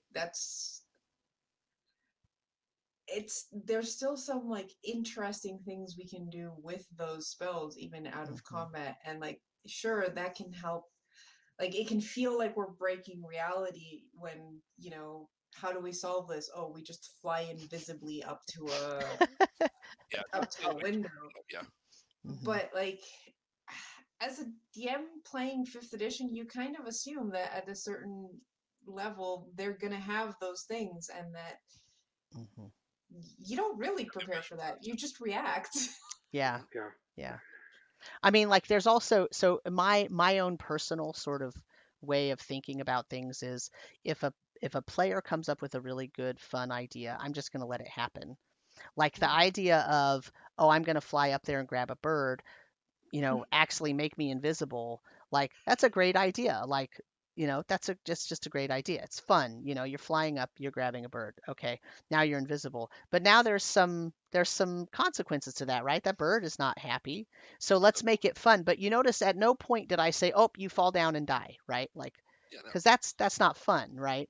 But fun is let me respond to what you're doing by making it at least a little bit interesting, even if you succeed or even if you almost fail, right? Absolutely. Yeah. Yeah. And that's a good way to like when actually when you use dimension door to escape the room, like a DM who's more or less intent on telling their story could have said, okay, the spot you're targeting is you appear inside a wall, and the way the spell is like if you Right. appear in a space where an object was, it doesn't even work, and you take damage. So a Yeah. DM who is intent on telling their story might have done that and said, Hmm. oh, you're not getting out of here just because I don't want you to get out of here just yet. Mhm. Yeah. So thank you, Sam, for not doing Yeah. that, Well, I mean, the even though thing it's is, like, using Dimension Door to get out of there, like, that was a brilliant idea. And it had consequences because you couldn't take everybody with you. You could only take one person with you. So, Mhm. right. like, that, to me, that's a great use of that didn't completely absolve you of any fear or challenge, but it also, like, it creates a complication for the whole party. And I think that's great. Like, why, my thing is, why should a DM say no to that? Or, I mean, like, if it's I mean, I don't. That's not. I don't say that in a judgmental way. Like I could see it a case where a DM wouldn't want that to happen or whatever. But from the way that I run the game, like anything that you decide to do is going to have consequences, good and bad. And so why not let it happen? Like there's just there's no reason to, I mean, if you could have had a way to dimension door everybody out of there, it would have worked. I wouldn't have made you like, oh, suddenly, oh, everybody goes except Emmeryn. Like that's not fair, right? Like, so you all would have escaped, and would have turned out differently in the game, for Leralak. He would be having a different experience right now. Yeah. But Or that's, even so Instead, But apparently, we played into his hands. I don't understand.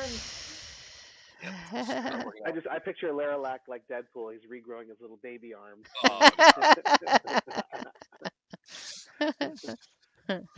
Oh no. He's he's regrowing his whole body, right? Because he turned to Yeah. ash. Yes. So the reason that Konos couldn't see out of his eyes at first is because he was It wasn't there. in a primordial form and he had no open Yeah. eyes yet. And then, but that's a fast. His little embryo baby. Nina's like, no, stop. Yeah, Who's your so daddy? Maybe he'll be reincarnated as a blue goblin. yeah, right. That- Not quite. But in any case, so it is 11:19 EST. So well, because of my technical difficulty, this was all on me this time. All these technical difficulties were my issue. But hopefully the stream is behaving well enough that it'll gather all of this and I can turn it into a pretty good podcast. And I think we have another game just next week, don't we? On February 2nd. Is that correct? Yeah, that's what's scheduled. Yes.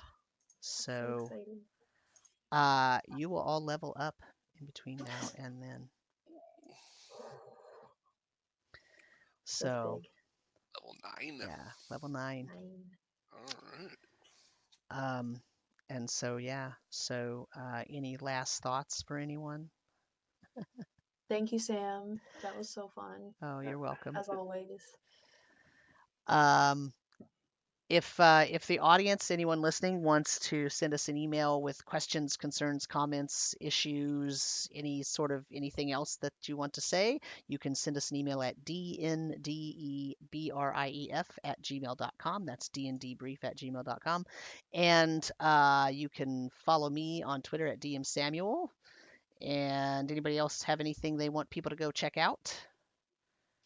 Karu, you want to pimp Midgardia? Yeah, you can join me on Midgardia. We are having a one shot on Wednesday, so twitch.tv/Midgardia. Unless my players decide to abandon me, I will be testing out a level 1 adventure by a new team that showed up on Patreon called Super Hydra. Nice. Ooh. Nice. I think I may know the one you're talking about. Yeah.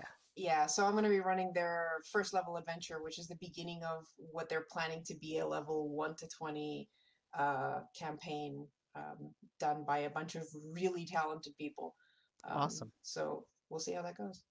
Cool. If anyone who's watching or listening is in the Chicago area or is coming for C2E2, I will be attending that on the Saturday. Awesome. Say hi. Excellent. All right. And with that, I think everybody will say goodbye and I will take us out of here. Bye.